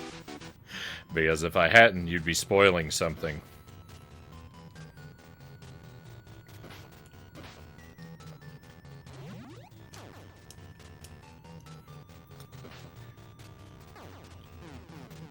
Yeah, be careful of questions where if the default answer is no. You gotta be careful of questions where if one of the answers is no, it defaults to spoilers. Those are not very wise questions to ask. Yeah. Just, you haven't, there's no worries. There's no damage, but I'm just putting that out there because it's a dangerous example.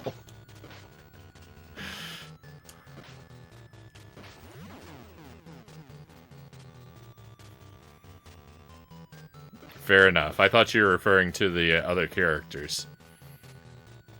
To the special characters. But I've already found those.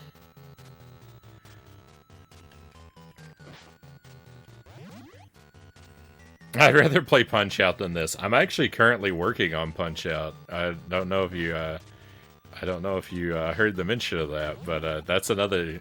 It's like I usually juggle a whole bunch of different games at the same time, and yeah, one night a week I'm working on Punch-Out. I'm trying to beat it with no passwords, and I've never beaten it at all before. So basically, I just fight my way to Tyson, and then he immediately flattens me every night. Over and over again. It's really slow and really difficult.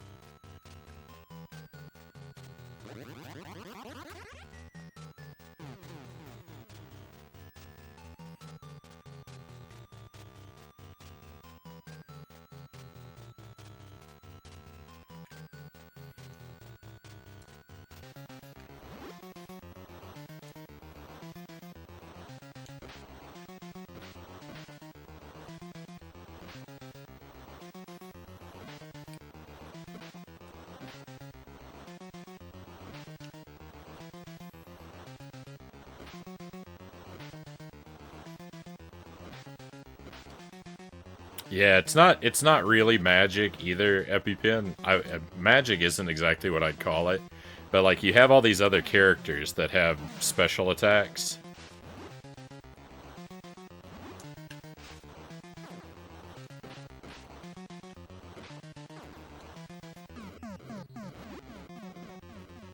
This character can fly. Hang on, I didn't know that.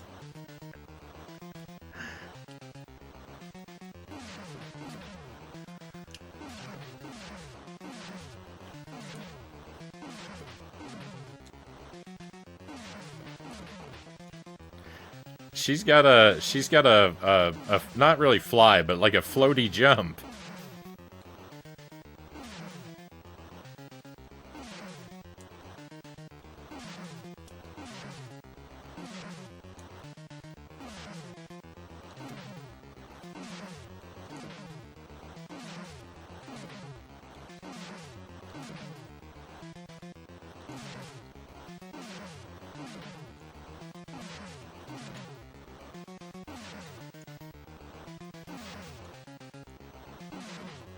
Tyson takes a lot of practice. I've knocked him down once. I knocked him down once.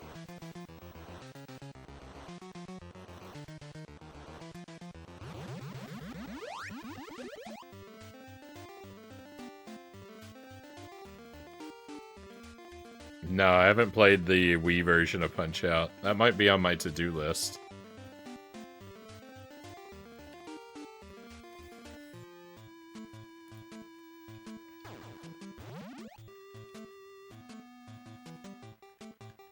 So far, I'm only doing the normal one. Well, if I do it in the same round, I only have to knock him down 2 times.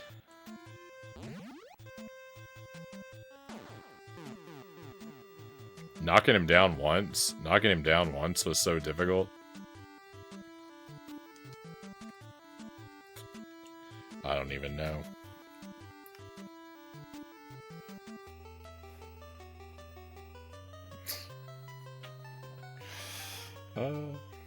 Why do you want to give away secret characters? We were just talking about how bad spoilers are. That's not very cool.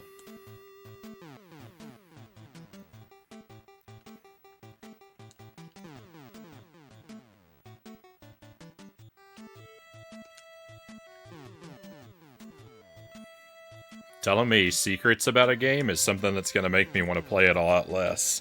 I'll give you the heads up about that.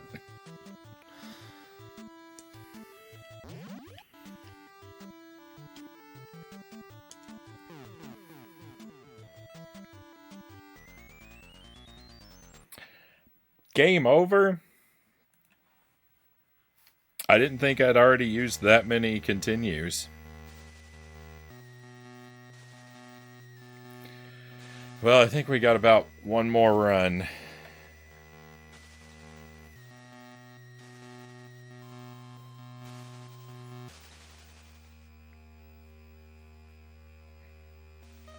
Hey, Angelus, welcome in. No stream tonight?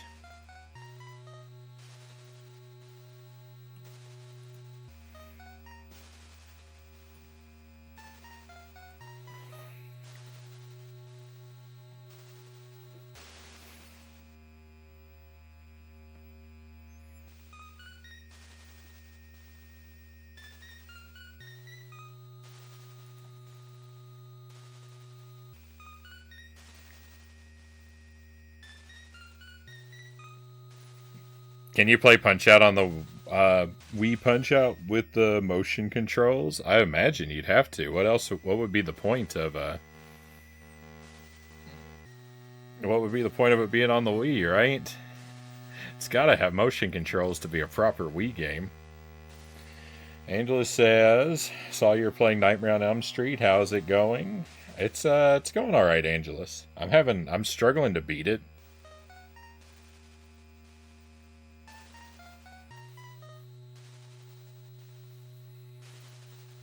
The title screen has got to be the scariest image on any original NES game.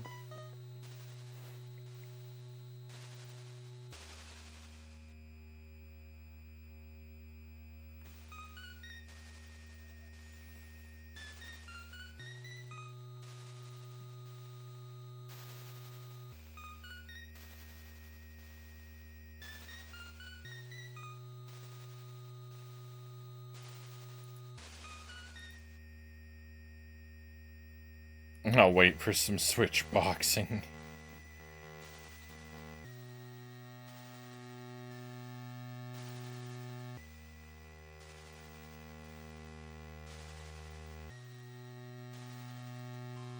It's Friday the 13th for me, so I have a marathon going on in the background. Currently on part 4. Right on. You got a long ways to go. There's like,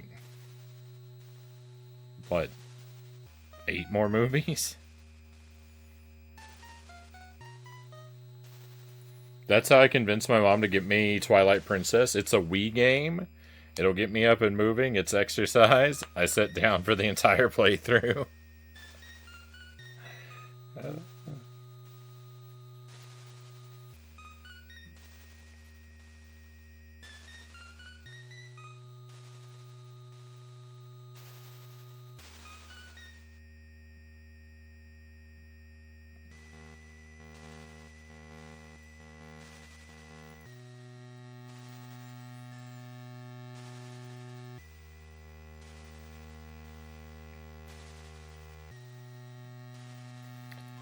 All right, let's make another run.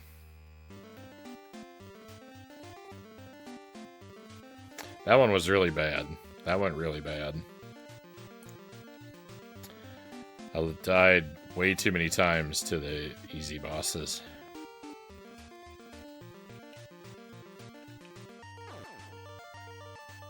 I think I probably have enough time to try this 2 more times tonight, but hopefully I only need 1 more, right?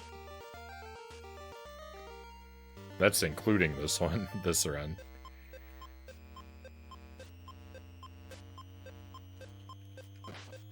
I haven't really been paying attention to how long each attempt takes me. Thank you for the good luck.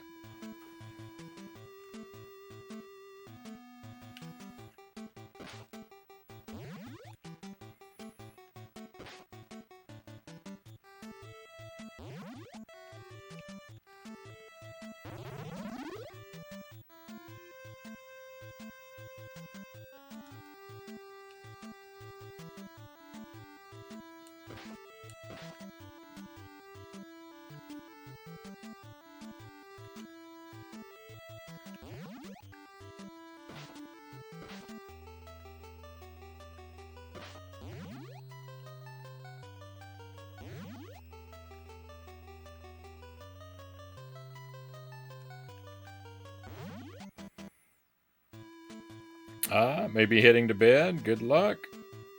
It's about 1:30 for you. Right on. Thank you for the good luck wishes. I hope that you sleep well. And have a fine tomorrow.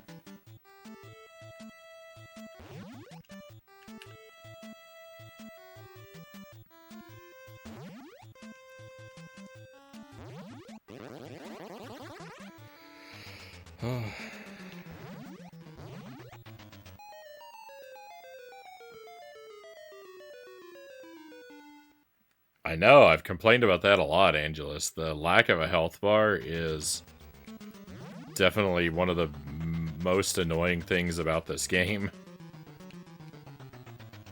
Because yeah, I never know how I'm doing.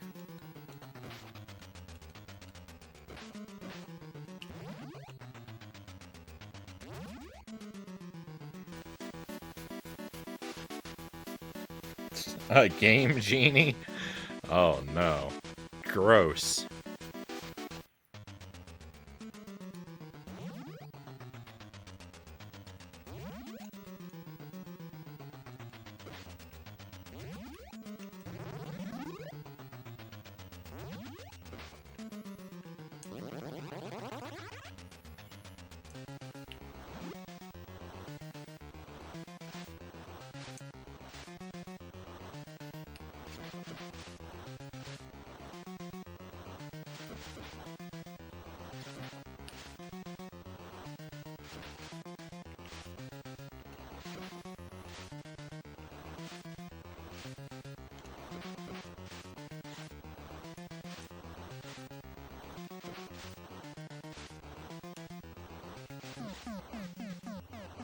Hey, Conqueror Worm, welcome in. What do the bars at the top of the screen mean? They're like a meter for sleep. When your meter runs all the way down, it's like a timer. It's like constantly ticking down. And when it gets all the way down, then you go into like the dream world. The enemies get, like, super spooky, and you have to find a boombox to wake yourself up if you're in the dream world.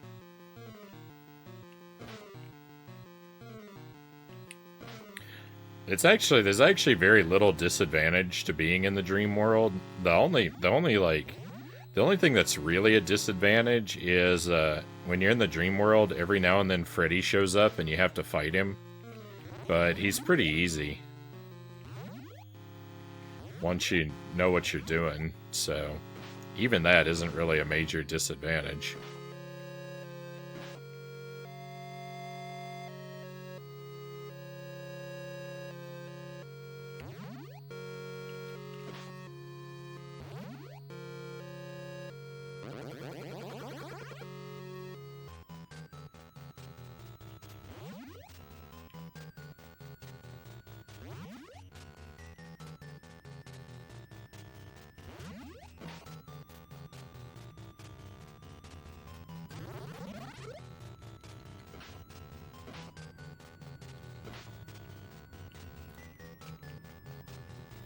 I've made it pretty far in the game.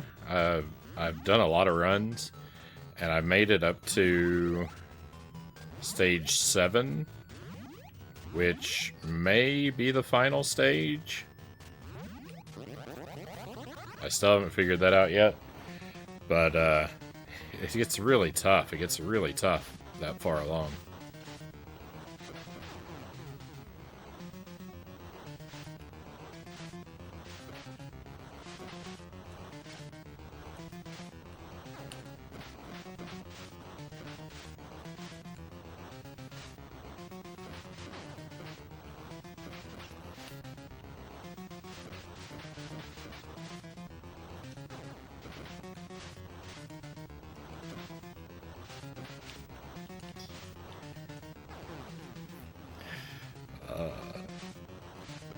There's no middle ground. He either moves to where I can't reach him, or he goes all the way across the screen and annihilates me.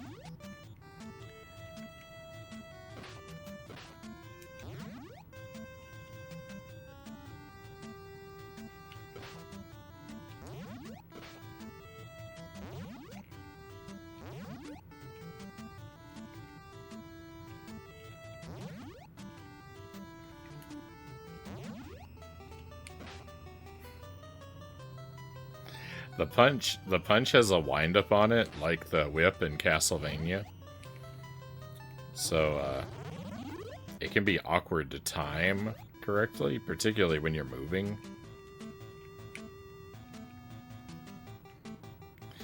I find, most of the time, I just rather dodge in a maze than engage them in combat. It's a lot more awkward because it doesn't have, like, because you don't have the range of the whip. You've got the wind... You got the wind-up slowing you down, but not the range.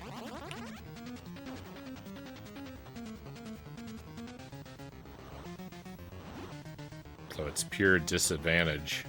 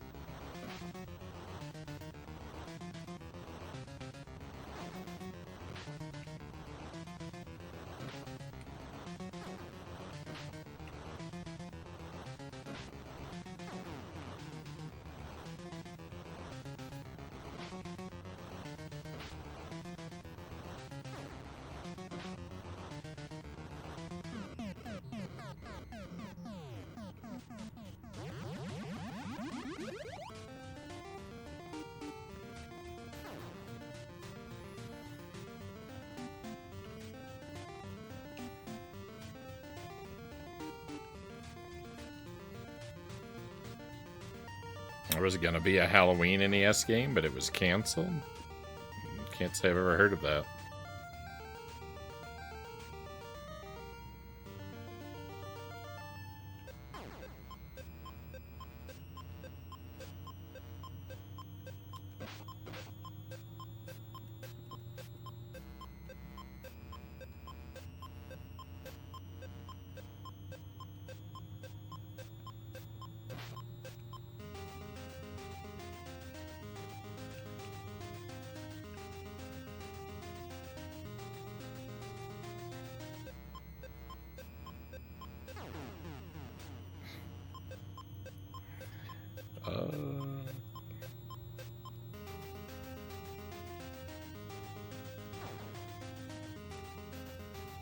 Oh, everything is so far away.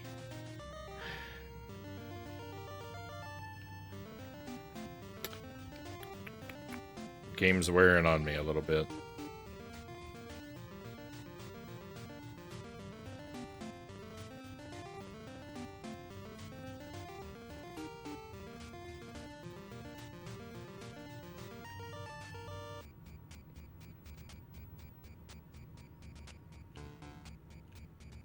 Oh, Hellraiser. I'm sorry. Yeah, I misread that. Yeah, no, I never did either way. I've never heard of that either. For the NES.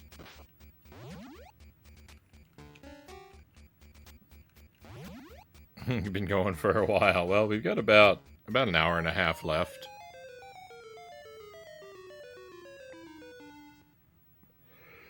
I don't have any other games planned, so it's just stick with this as my only plan for the night.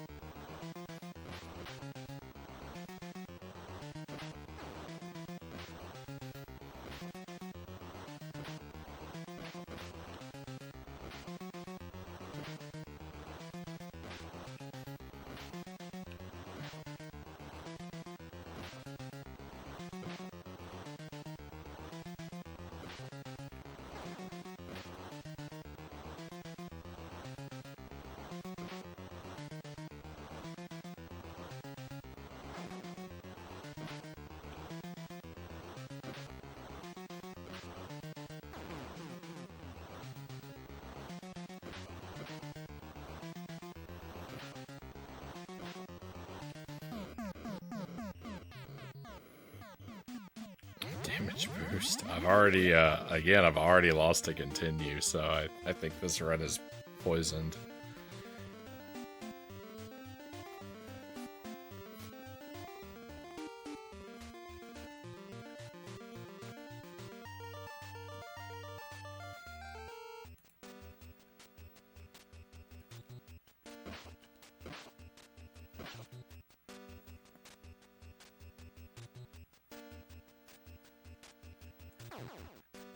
I don't know. I'm not really a big fan of the Hellraiser movies, so I couldn't really tell you what a game would be like.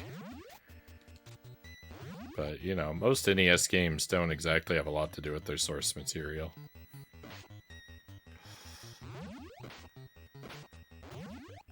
So it could just be anything.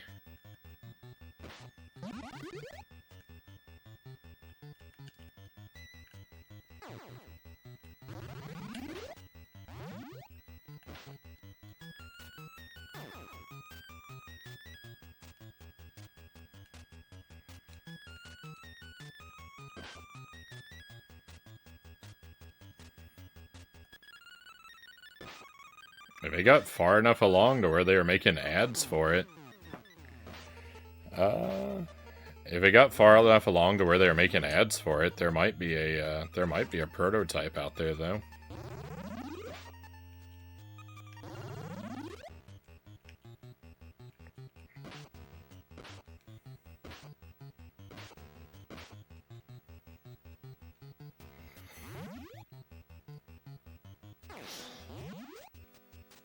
Jozo says, imagine being an old person trying to go visit a friend's grave and you have to jump across bubbles to get there.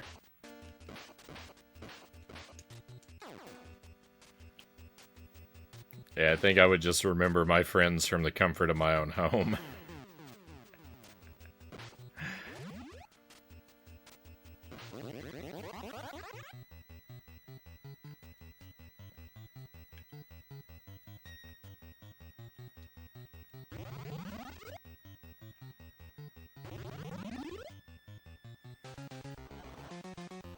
Do you think this one is better than Friday the 13th? I kind of do. I think I do like this better than Friday the 13th.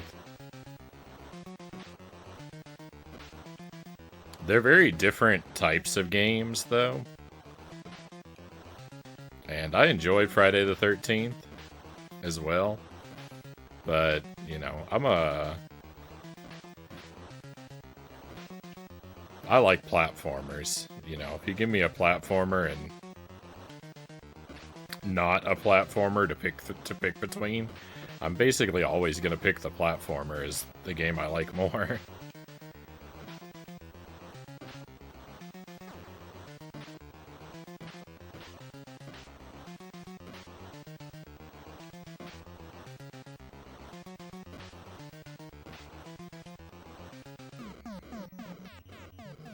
Hey Tip, welcome in. Hope you're well tonight. Welcome to Friday the 13th. Welcome to Nightmare on Elm Street. We were just talking about Friday the 13th. I forgot what game I'm playing.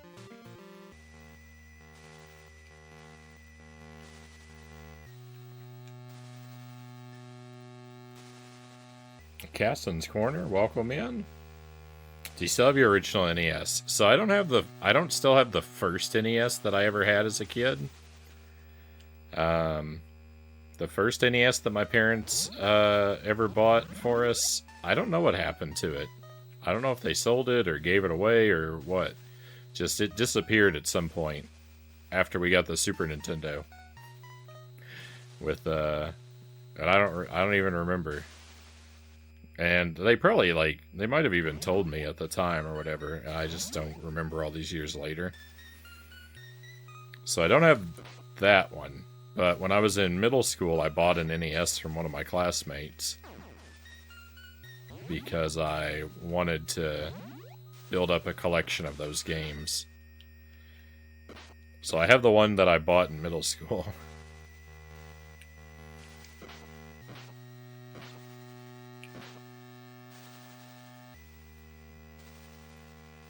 But for the stream, we actually use a Famicom. I've got one of the Model 2 Famicoms with the AV, with the composite AV out option.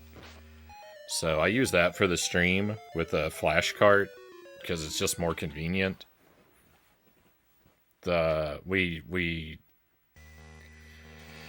have used the front loader NES in the past, but it's kind of finicky and unreliable. The Famicom's way more reliable. Which means I don't get to use my actual carts as often, right? But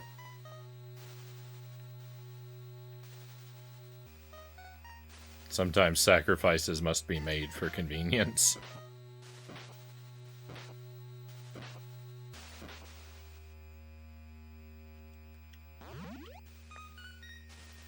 I still have my NES set up for use off stream, but I don't play off stream nearly as much as I do on.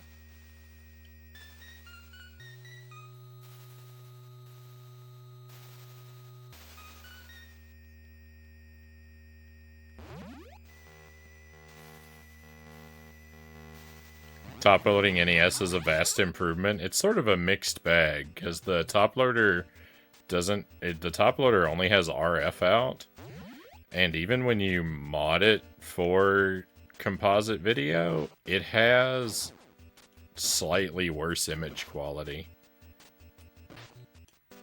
Which I'm not sure why. I'm guessing just because of cheaper components.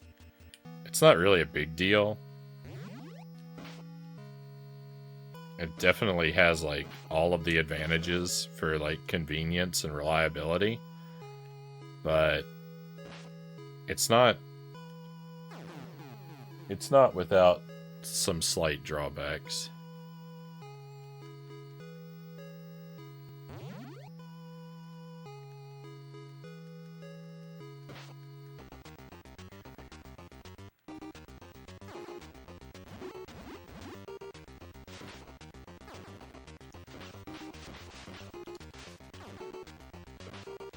I actually have an American top loader NES as well, but it doesn't work. So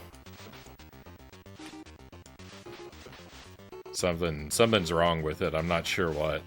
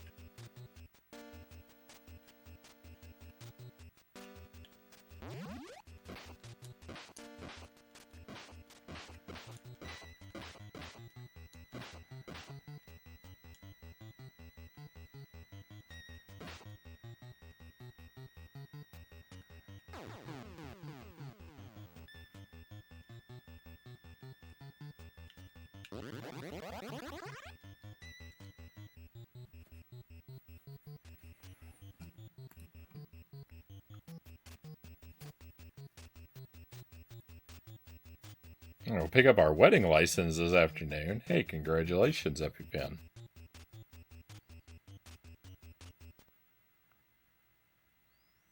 No, we should reschedule for Monday since it's Friday the 13th.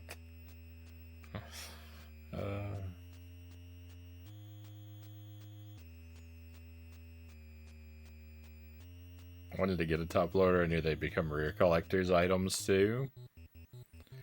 They command a price.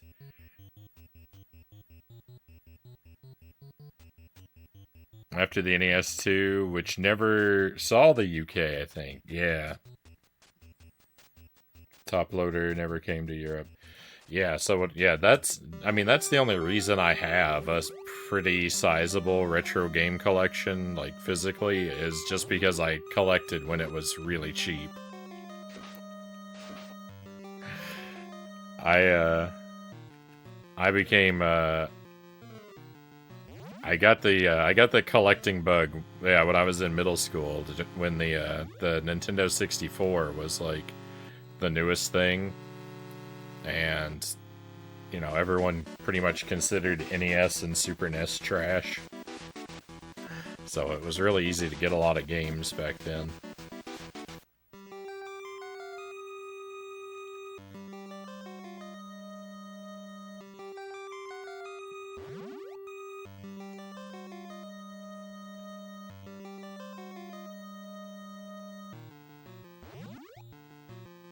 It was a very, very good time to be into collecting. My collection building has been very, very slow for like the past, like, I don't know, decade now. Decade and a half.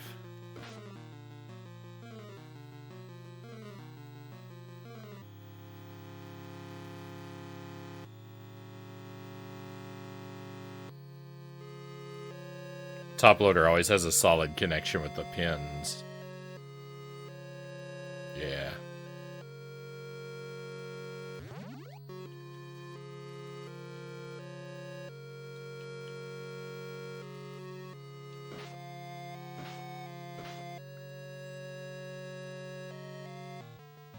The trademark symbol when Freddy shows up is the best thing ever.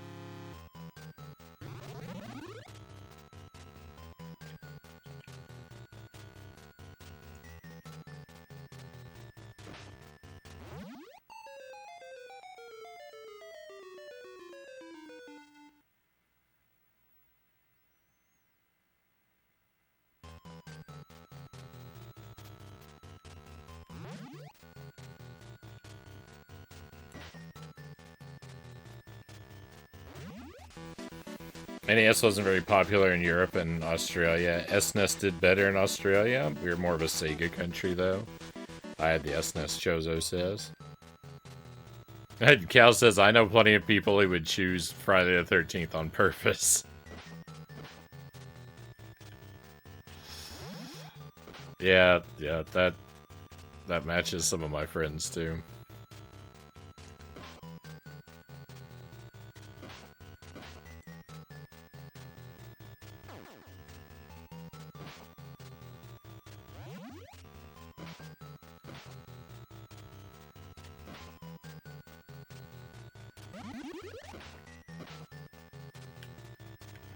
My mom was born on the 13th, so frequently her birthday would fall on Friday the 13th.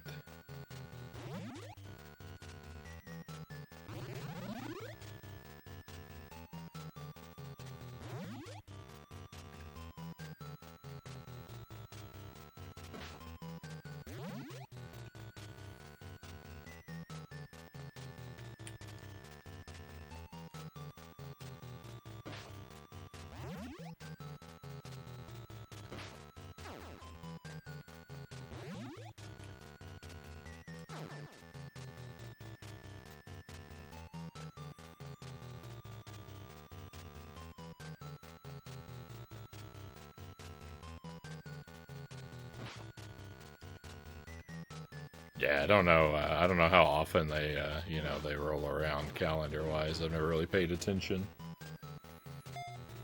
Have you ever played Shadowgate? I did, actually. I played Shadowgate. I played it on the Game Boy Color.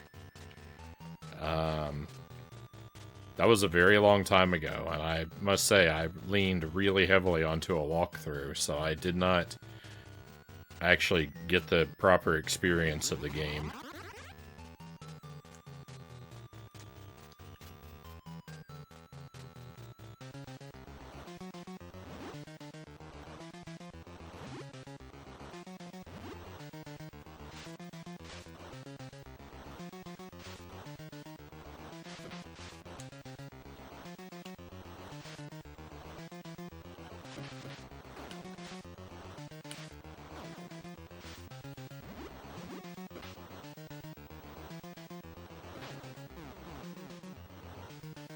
Hey, Demi, welcome in.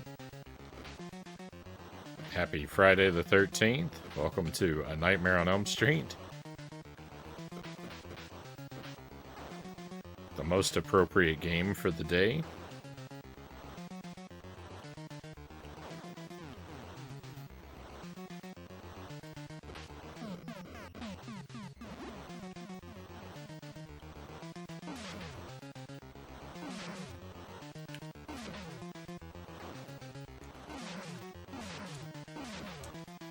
Oh, what am I doing?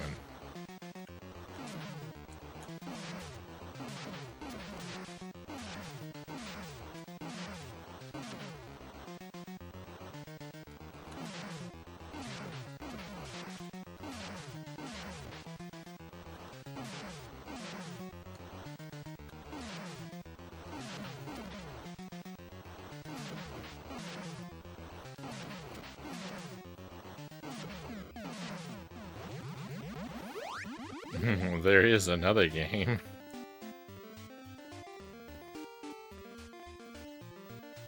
Yeah, but I already played that one. I already played Friday the 13th earlier this year, so I thought this would be a good one to do.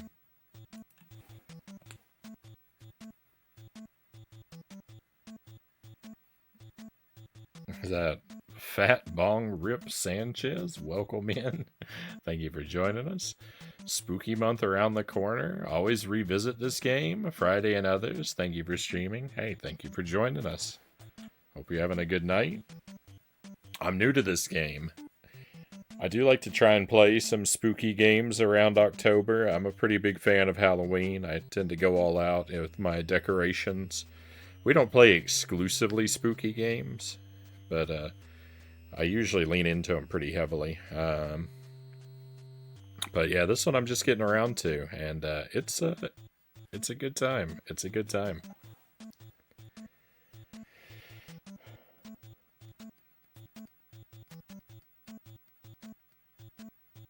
No, you don't. It doesn't. There's no sort of.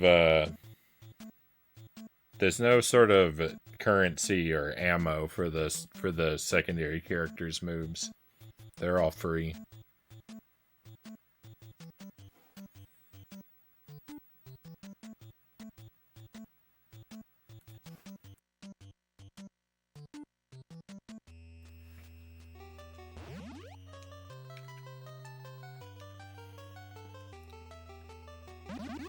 This stage here is my PB. I've made 5 or 6 runs of this game tonight. This stage here is as far as I've been able to make it, and I tend to fall apart here pretty hard. So a reset might be incoming. I might game over real soon here.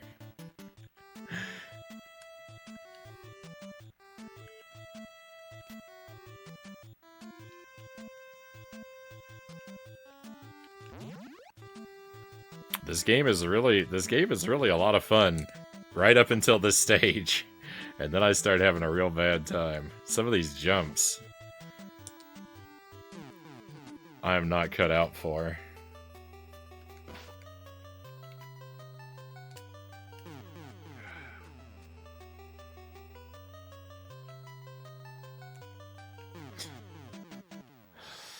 I get what I'm doing wrong with this jump, by the way. If you hold the button too much, you bump your head on the ceiling, and it makes you fall in faster. But if you don't hold it enough, you also miss. So,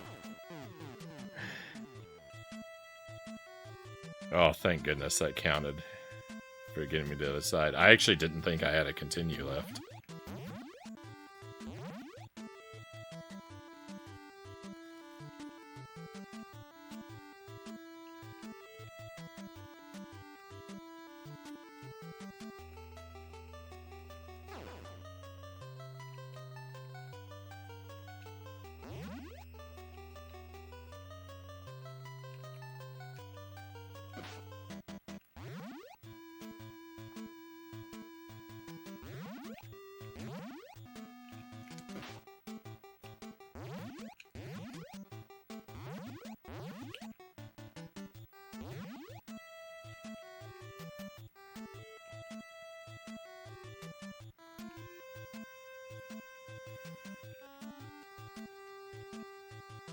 Let's jump around. And this corner over here is... This corner over here is everything wrong with video games.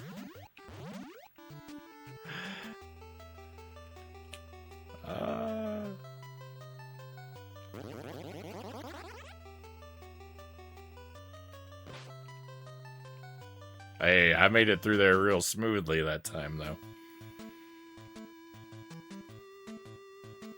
So you can't use your secondary characters in the daytime, EpiPen. That's why I'm using this guy. Now it's nighttime, I could switch.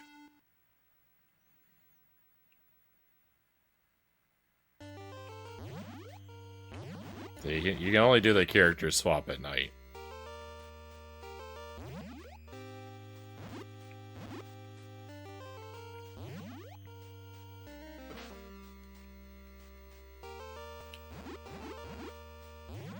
I actually prefer not to use the floaty character, though, because it's not just a hovering ability. All of your jump is floaty. So it's like, you land real slow after a jump. I don't like the timing difference.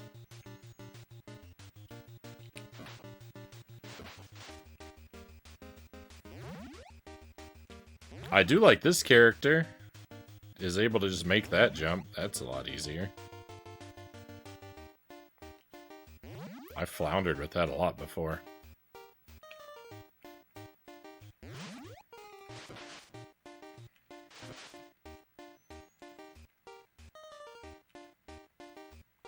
This is the best character, so this is this one here. Because I like the contra jump.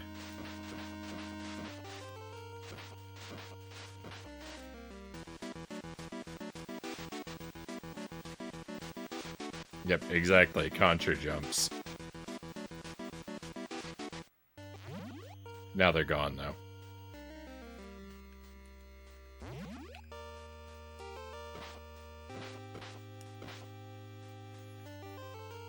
So at nighttime, the enemies are spookier and maybe stronger. I haven't really been able to figure out if they actually take more damage or not. But they definitely look spookier. You get to use your secondary characters, so that's a benefit to falling asleep, but Freddy can show up and attack you, so there's also downsides.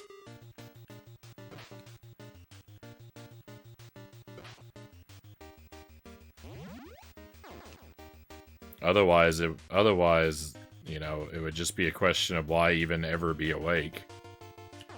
And I missed a bone somewhere, so now I'm in big trouble.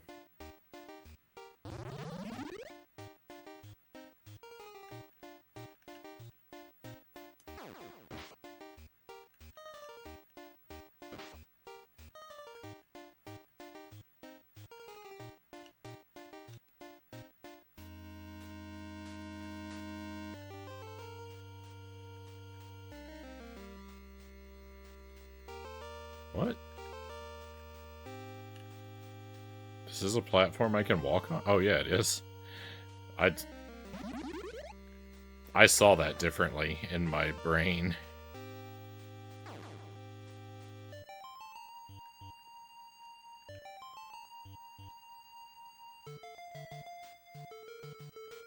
Oh my goodness, how far back is this? I'm redoing the entire level. Twice.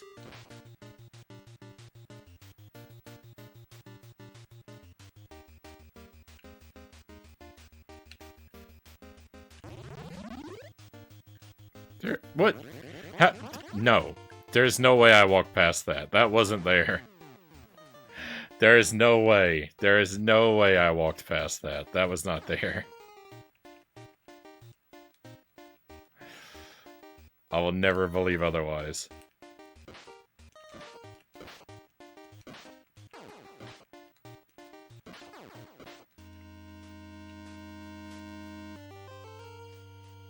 With this game, you're always hoping it throws you a bone. Hang on, can I make... Yeah, you can't make this jump with that character. I didn't think so. This is what I was talking about before, about how I floundered with this jump before. Oh, it's so tough. There we go.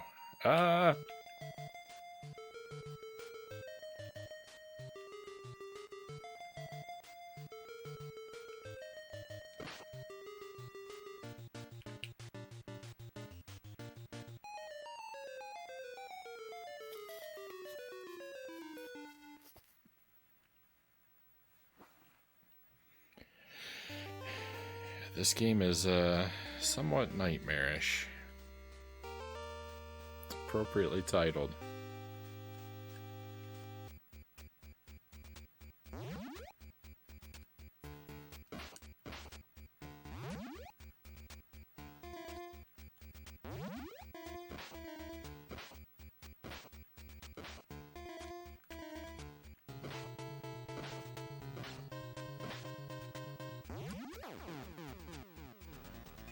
Game over.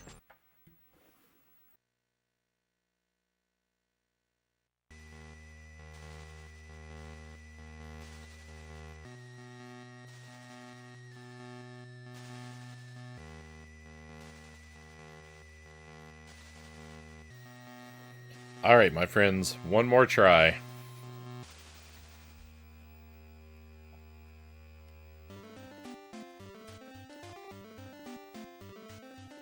Last run.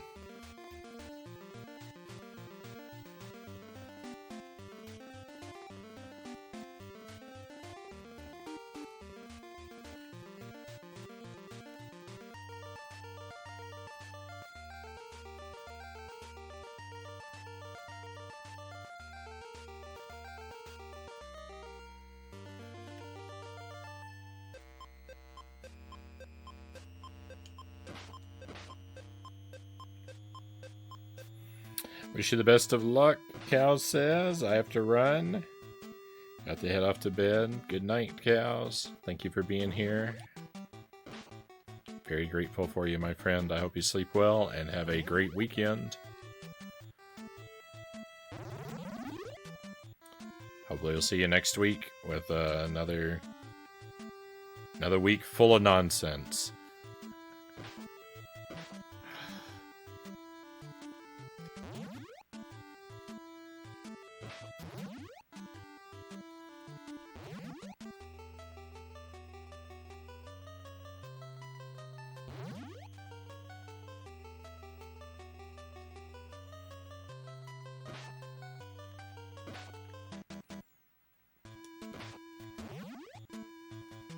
I know these are bones that I'm collecting, but they also kind of look like wrenches.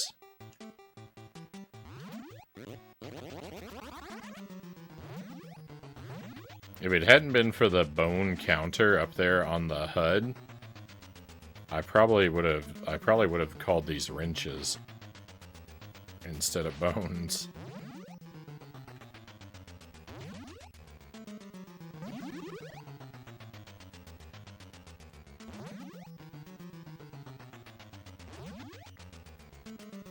We should be back for another stream tomorrow night, my friends. Tomorrow night will be Dark Souls 2. I'm trapped in Dark Souls 2 at a really difficult boss, so it'll probably be boss attempts all night. It'll be boss attempts and resource farming, alternating between those two, until I get it defeated. And next week we're going to play more Pizza Tower, and probably a little bit of Jump King and Punch Out, and probably this game as well. Unless I beat it on this attempt.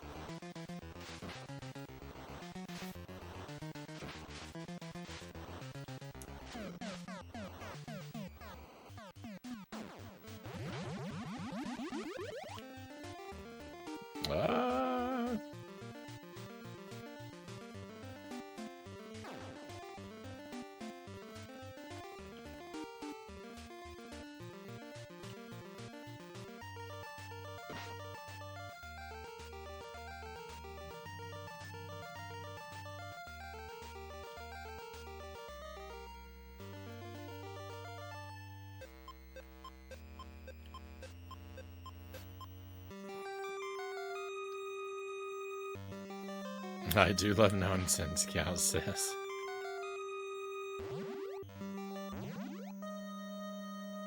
That's my stock in trade.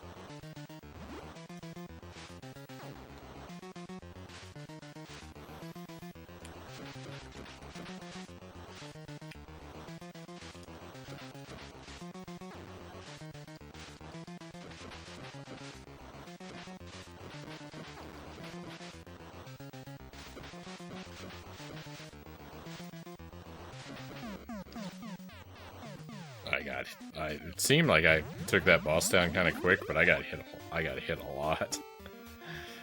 So it wasn't that stunning of a victory.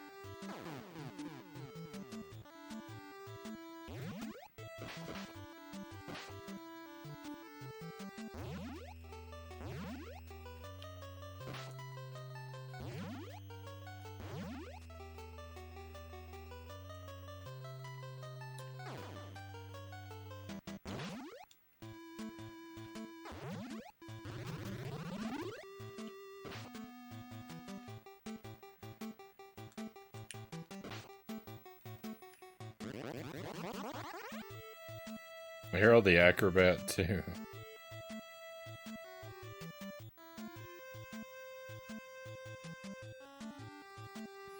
Yeah, Arrow the Acrobat 2 is on my to-do list. I've played the first one on the Super NES. I don't like it.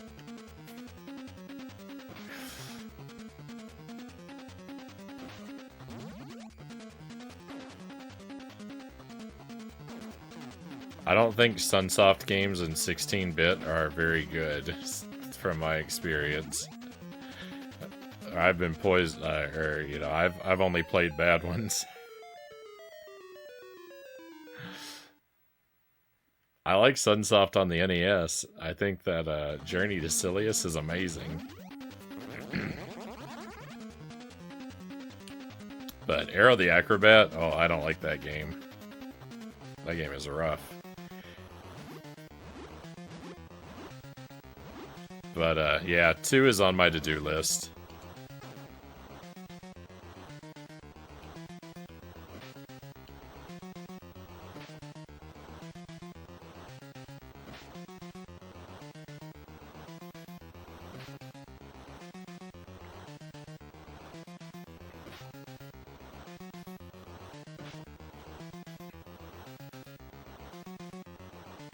They're like ocean games.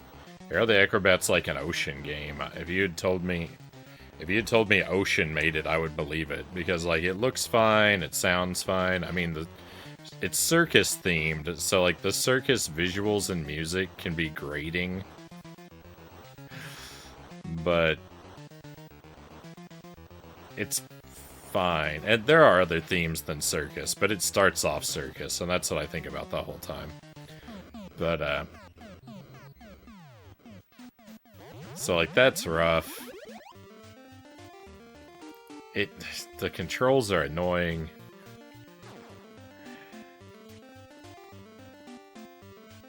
I don't like it. I don't like it. It's a rough game. It took me a few nights to beat on the stream. That's also one, when I beat Arrow the Acrobat, the thing about that is right after I killed the last boss, my stream died. So there was no one to celebrate the victory with me. I was immediately cut off from everyone because the stream went out. It was the worst timing.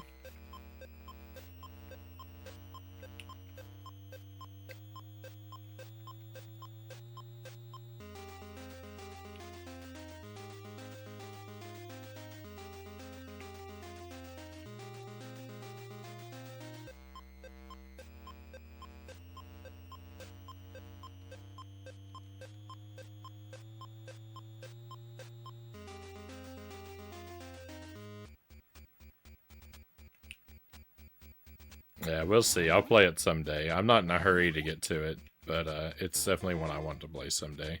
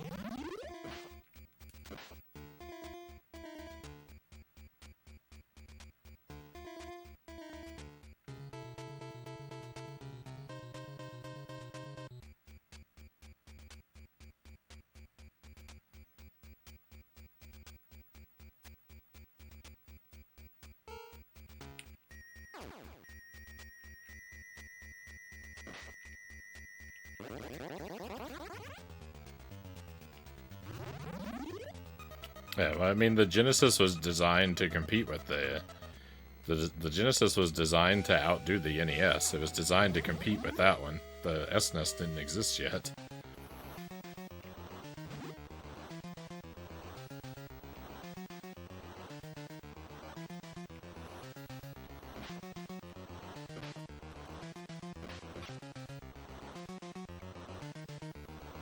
It's kind of a mix. The library's kind of mixed. It's sort of like half of it is, when it comes to like ports, like half of it's NES stuff, half of it's SNES stuff.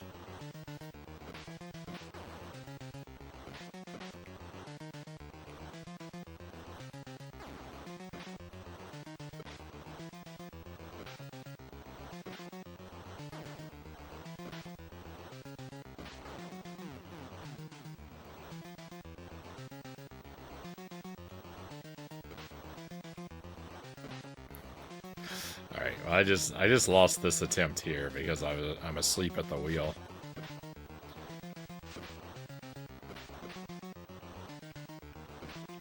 Again, throwing too many lives away to easy bosses. I don't know what's wrong with me.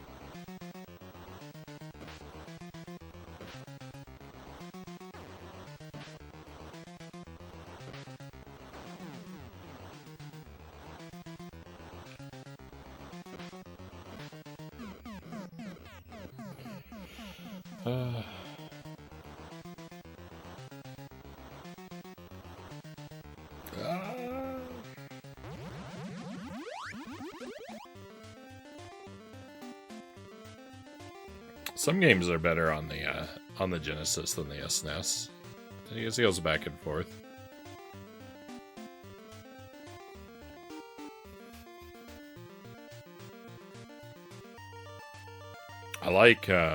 I tend to prefer Konami games on the Genesis over the SNES. I like Castlevania Bloodlines a lot more than Castlevania 4. I like Contra Hardcore a lot better than Contra 3. I think Rocket Knight Adventures is way better than Sparkster on the SNES. I know there's a Sparkster on the Genesis too, but I've never played that one.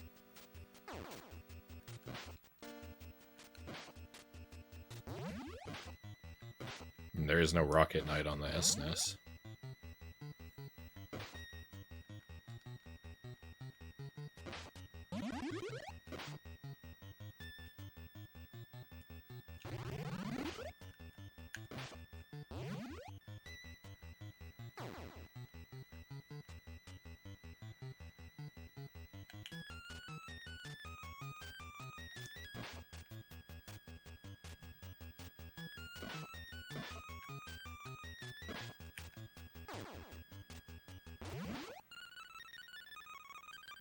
Contra Hardcore would be better with a SNES controller, though.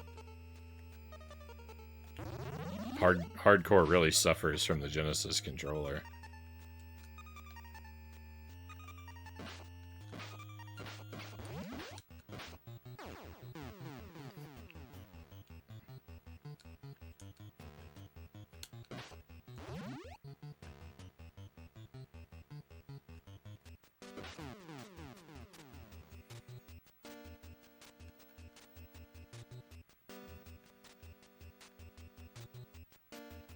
Anything requiring CPU usage is better on the Genesis, Chozo says.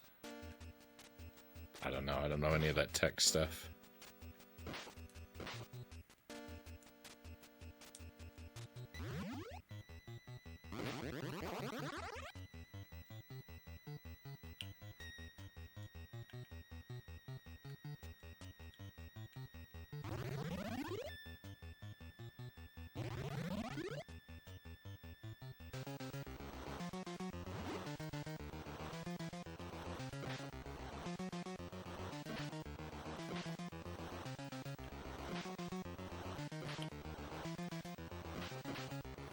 In what way? Is that question for me?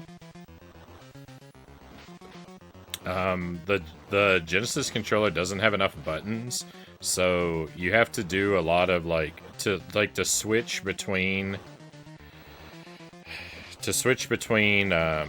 aiming and run and gun mode with your weapon. You have to do an awkward button combination, whereas with an SNES controller you'd be able to toggle with a shoulder button. And there's no dedicated button for the bombs in Genesis, because again, it just doesn't have the button for it.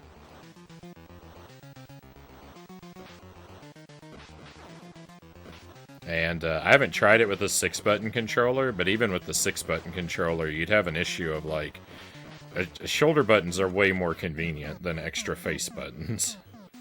So it's just the lack of shoulder buttons with how many moves you have makes the Genesis controller really awkward for hardcore.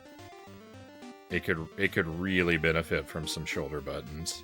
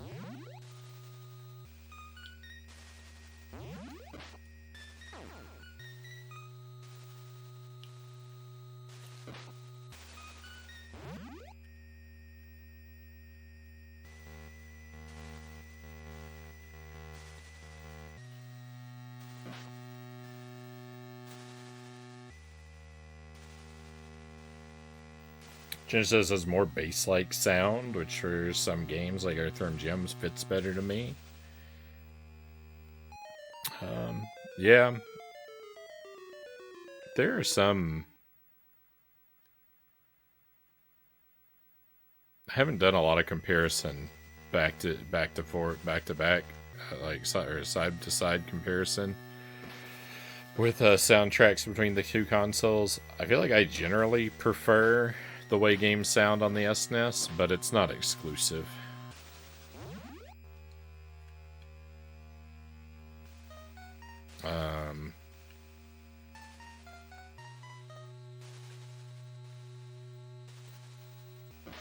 Earthworm Jim, I've only played the Super NES version, so I'm not sure what it sounds like on the Genesis.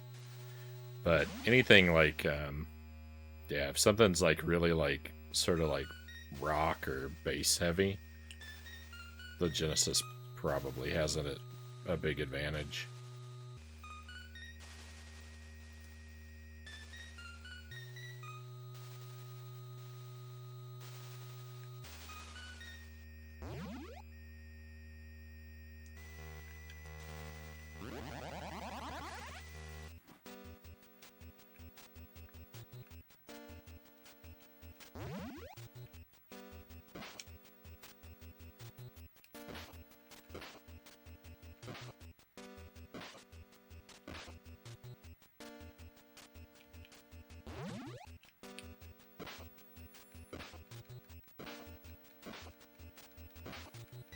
Chaos Engine suffered from both the lack of buttons and poor use of the sound chip, and it's still better than the SNES version.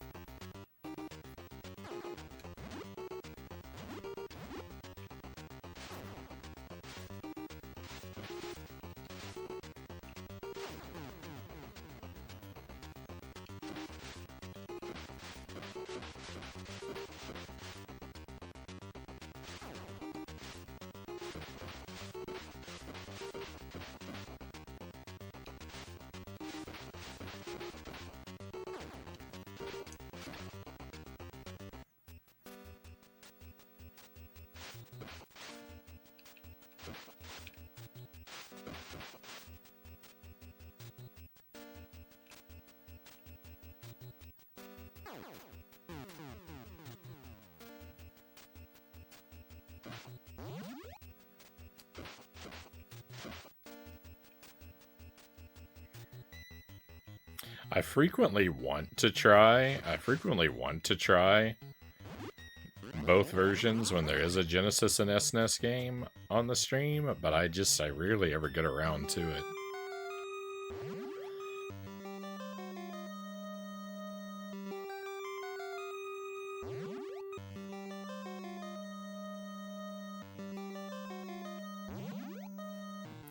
Trouble is, a lot of these games, like, they take me so long to finish that by the time I get done with it, I don't want to play another version.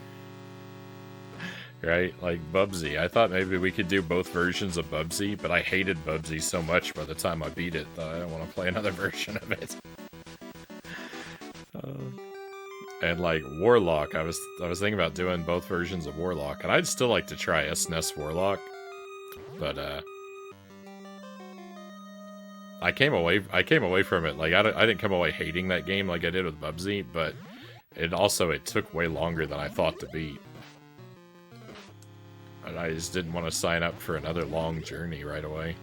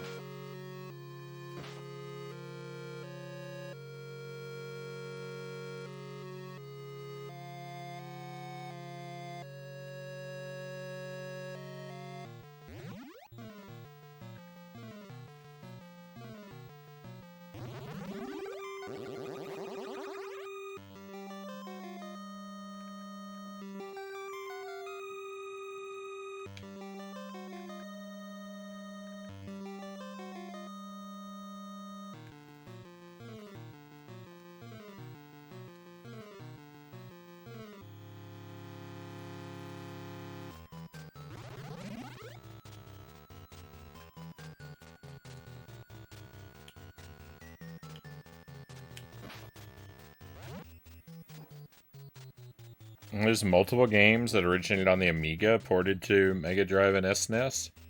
Be interesting to check them out fully. Flashback, Wolfchild, Gym Power, Chaos Engine I've already experienced. I haven't played any of those games.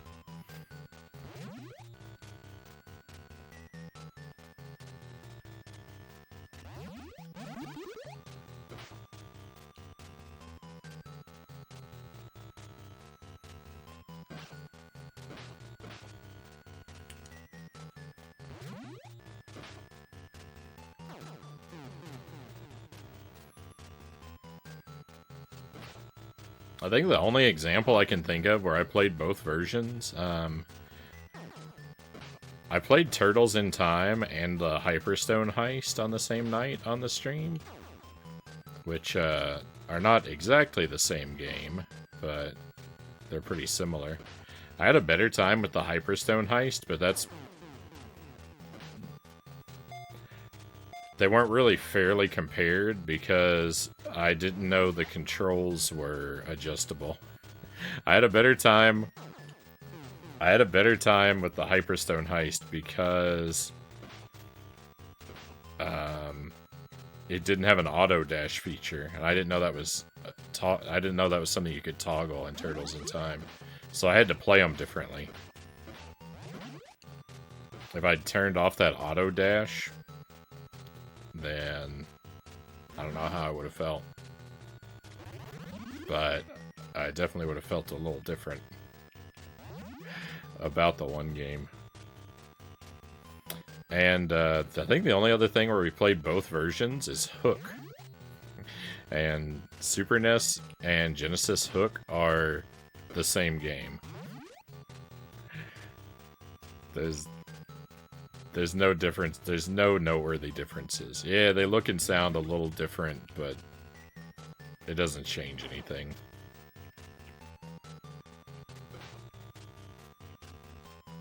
It's the same super mediocre game either way.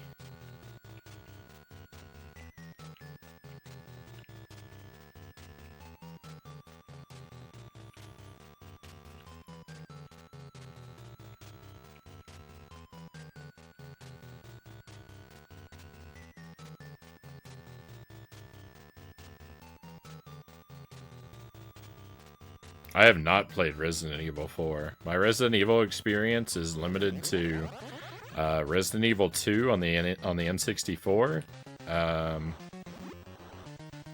and Resident Evil Resident Evil 1 remake on the GameCube. I tried to do a playthrough of Resident Evil 0 once upon a time, but I got soft locked, and I never bothered to restart it.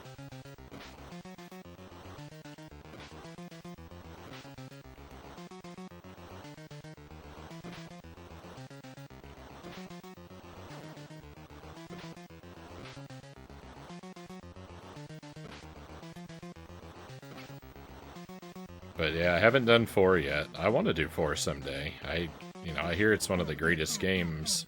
It gets a lot of praise.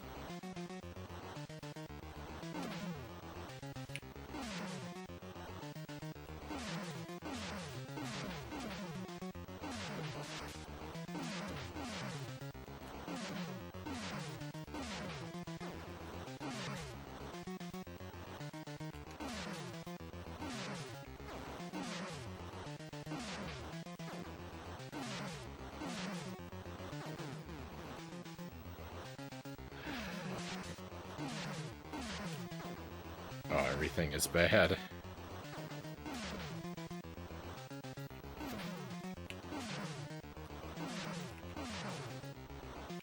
Hanging out in the corner really didn't work for me this time.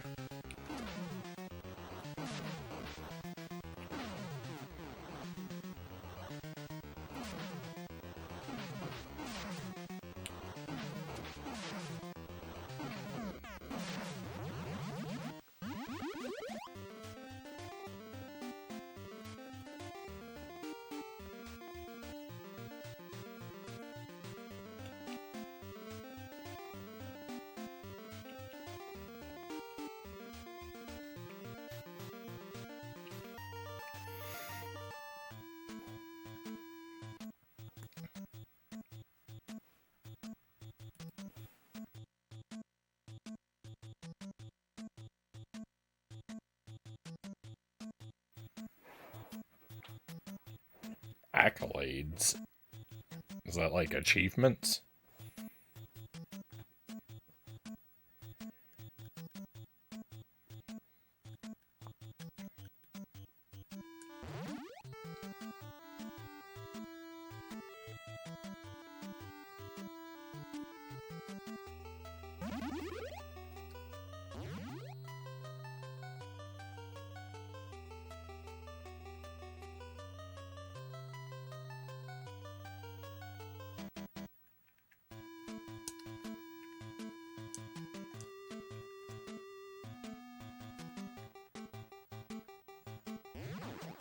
Probably this run is gonna die right here when I fail to make this jump 1,000 times.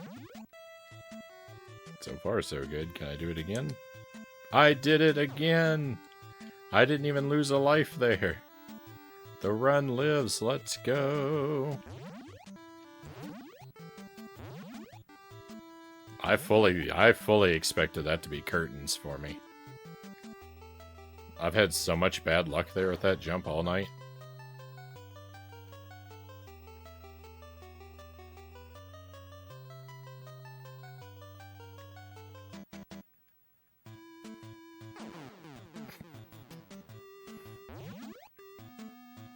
I feel dumb about that. Walking into the spikes.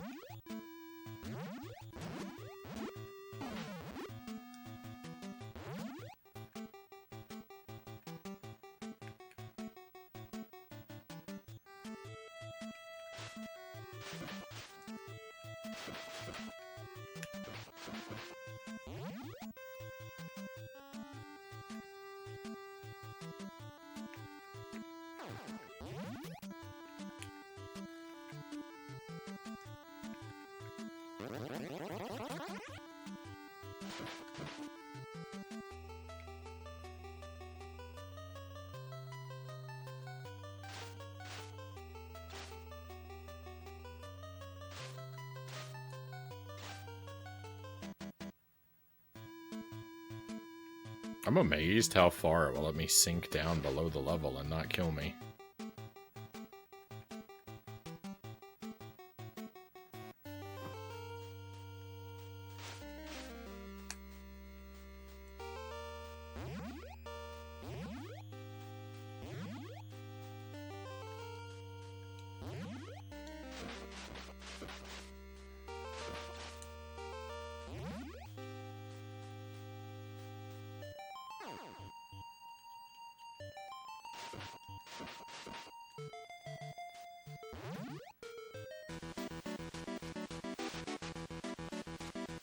I was really debating with myself. I was very seriously considering not touching the music box.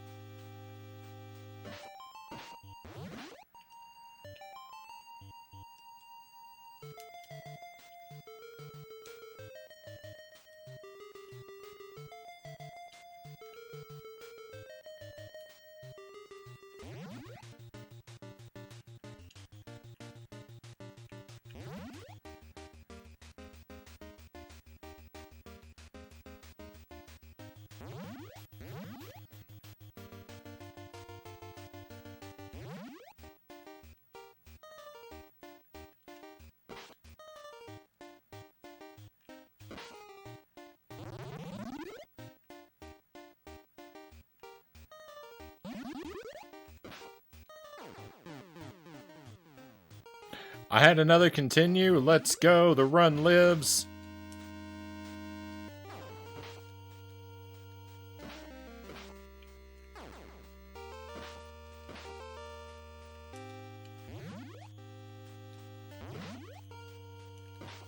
I'm awful at keeping count of my continues. I always think I'm out.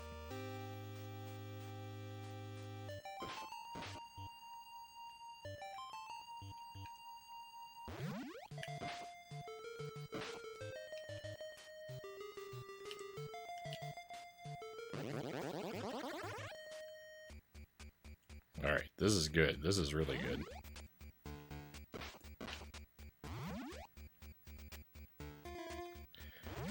So this room is the furthest I've made it in the game.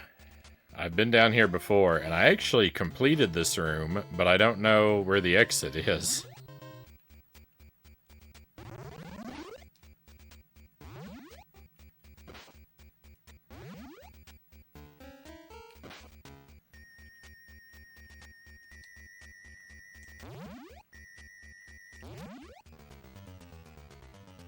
Oh, maybe it's down there. Look, there's fire down there. Do you see that?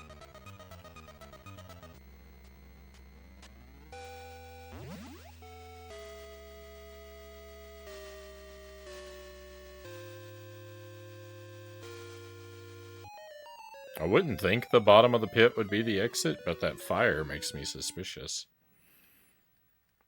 Although I did explore falling into one pit on purpose at one point, but so maybe.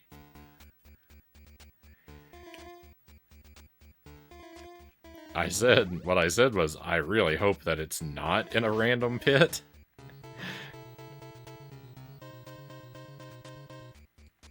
And then I just tried the one that seemed the most likely.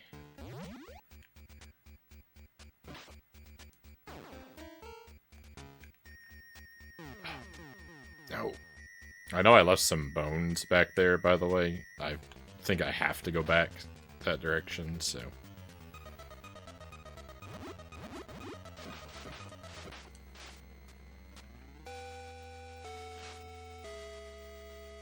This is the final bone, and I collected this. I had them all, and I was over here, but it wasn't the end. It didn't do anything. It was just stuck here.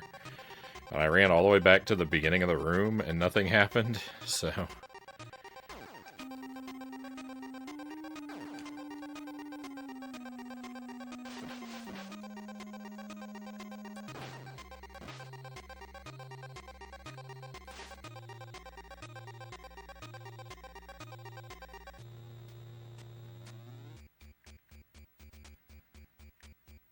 I know I took a lot of damage there that I might not have needed to, but my thought was that it would be less costly than being knocked down a pit, so...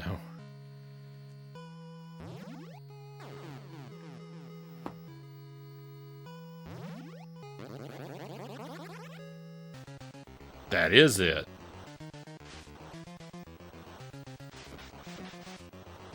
Oh no, is this gonna be a boss rush of all the bosses in the game? This is boss number 1.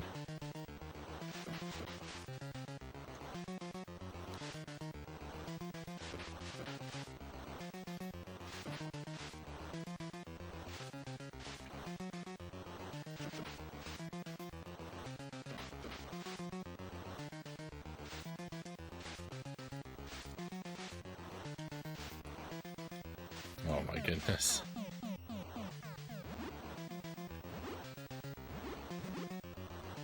I think that's exactly what it's gonna be. It is! Oh no, this is horrible!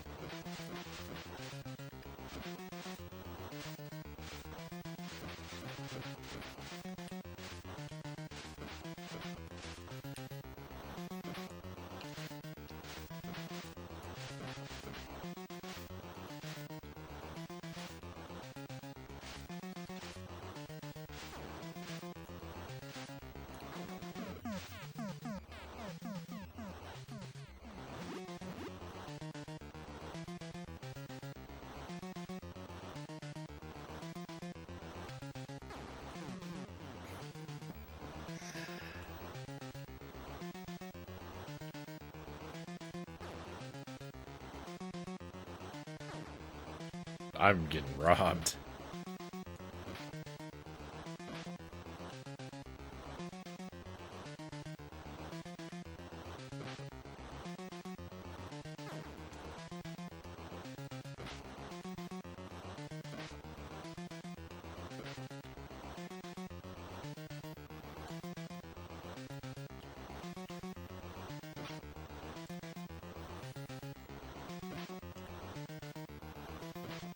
One of the regular boss, well, I mean, I say some of the regular bosses are already repeats of previous bosses, so that's not good.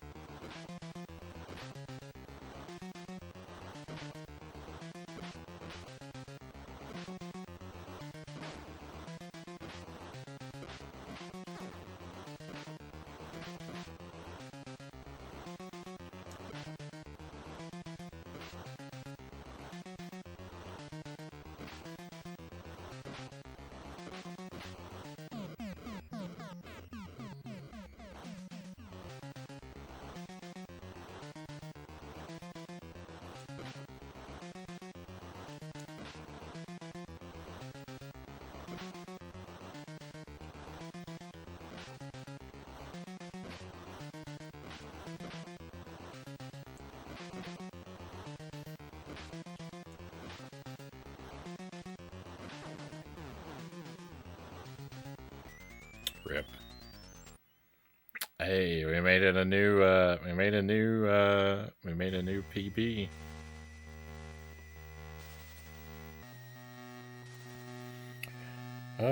Thank you for the good luck. That was a good run. That's gonna be it for tonight, my friends. This is a pretty good game.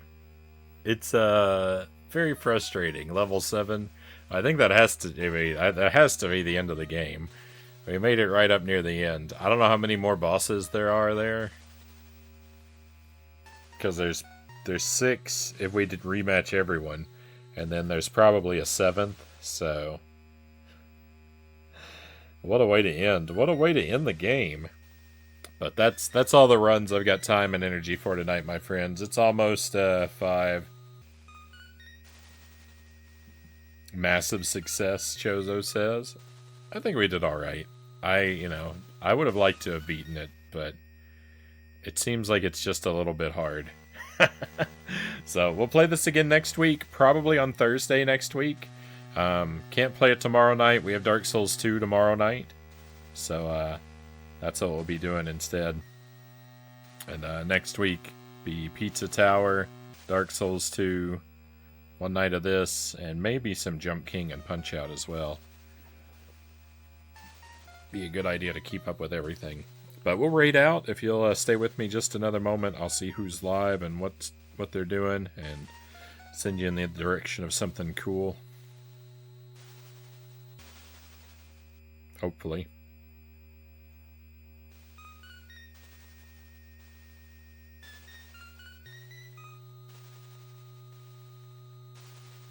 Oh yeah.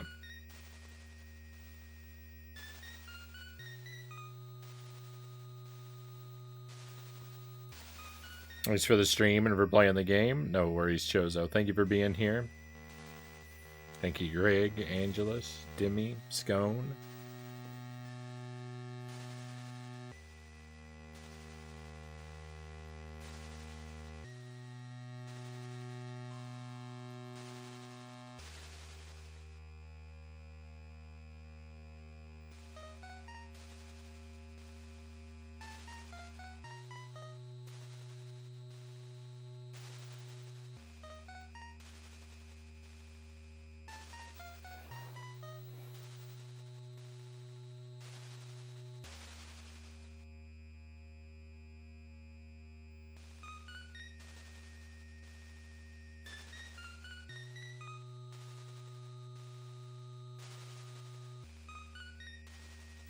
I'm going to send this over to Shadow. Playing one of the Ninja Gaiden games, trying to do it damageless with a Guitar Hero guitar. So this should be good. Shadow's got an excellent stream. He's a very chill and friendly guy, and he does lots of challenge runs, plays lots of jank trash. It's excellent times. Be well, everybody. Hopefully I'll get to see you again very soon. Thank you one last time for being here, and be well until I get to see you again. But we're all done for tonight. It's time to head out. Let's go on an adventure.